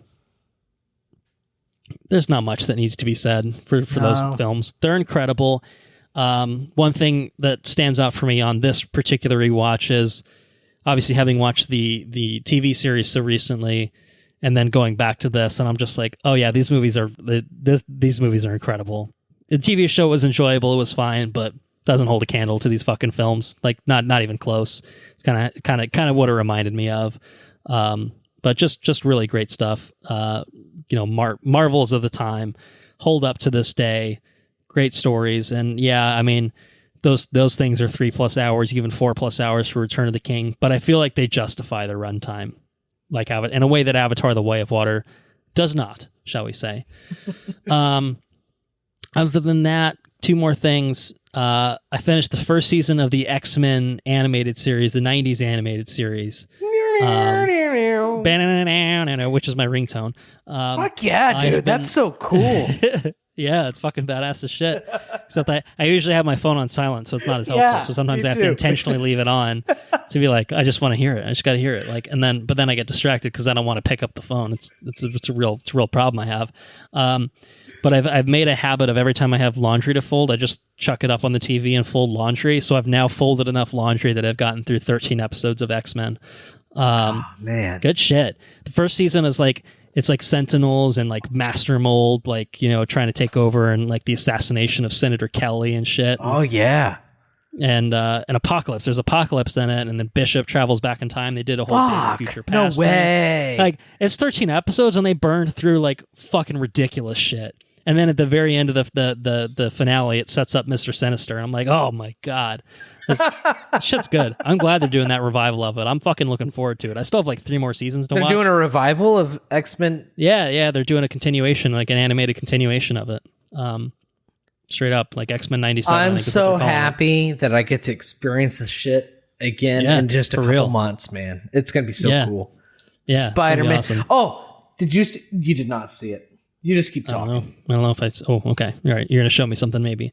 Last thing for me is I finished reading Harry Potter and the Half-Blood Prince, the 6th entry in the Harry Potter franchise, which I think is one of my favorite books. We haven't watched the movie adaptation yet. As I recall, it was a disappointing adaptation and one of the worst films in the franchise. But I thought the book was excellent. A nice, sort of return to form after Order of the Phoenix kind of disrupts a lot of the usual kind of Hogwarts lifestyle. This one feels like a return to normalcy for Harry and the gang. They're teenagers, so there's like a lot of romance stuff, which I think is kind of fun and fairly well done. And then shit hits the fan at the end. Dumbledore dies. Snape is revealed as, an enemy, a true, a Death Eater, blah, blah, blah. At least for now. We'll talk about it more whenever I get through book 7. Oh, I see a little baby Spider-Man outfit. Are you telling me that Bennett is going to be Spider-Man? Or are you gonna throw spiders at him and hope he gets some spider powers? Very nice. It's very cute. We got this one too. It's all just that's also very cute. Is that some Ghibli stuff there? I see. Yeah, Totoro. Yeah, nice. Very I good. think these will be the only 2 outfits that I buy from Lunchbox, the Lunchbox place, because they're like $25 per outfit. Oh yeah, well, It's like, oh man, he's gonna wear it like 2 times before he's gonna outgrow it very quickly. That's the problem. But yeah, Half-Blood Prince, really good book. Really good Harry Potter book. Insert usual fuck J.K. Rowling stuff here, but I still obviously am enjoying aspects of the Harry Potter stuff. Her personal involvement in that aside. I think that's it for me. I think we should probably wrap this up soon. We might be getting a little long-winded ourselves, but I think we can call it here. I don't think I have anything else for me. So I'm gonna go ahead and wrap it up if there's no opposition. Hearing nothing, I will say thank you for listening. If you enjoyed what you heard, please spread the word. We are on Patreon at patreon.com/watchreviewrepeat. You can get early access to all of our regular episodes, timed exclusive access to any bonus episodes that we work on throughout 2023. I'm sure there'll be at least a few. We'll certainly try to figure something out. Our website's watchreviewrepeat.com. We're on all the social medias. We're on Twitter at WRRPod, on Facebook, facebook.com/watchreviewrepeat. Instagram, we're at watchreviewrepeat. Give us a follow, like, whatever there. Questions, comments, suggestions, watchreviewrepeat@gmail.com. I think particularly what would be nice to hear from folks at home is your favorites of the year. Some of your favorite movies of 2022, some of your favorite TV shows, if you feel so inclined. Love to have a listener component integrated into our year in review episode. I think we've done a little bit with that in the past, and I think that's fun to hear other perspectives that aren't just you and I.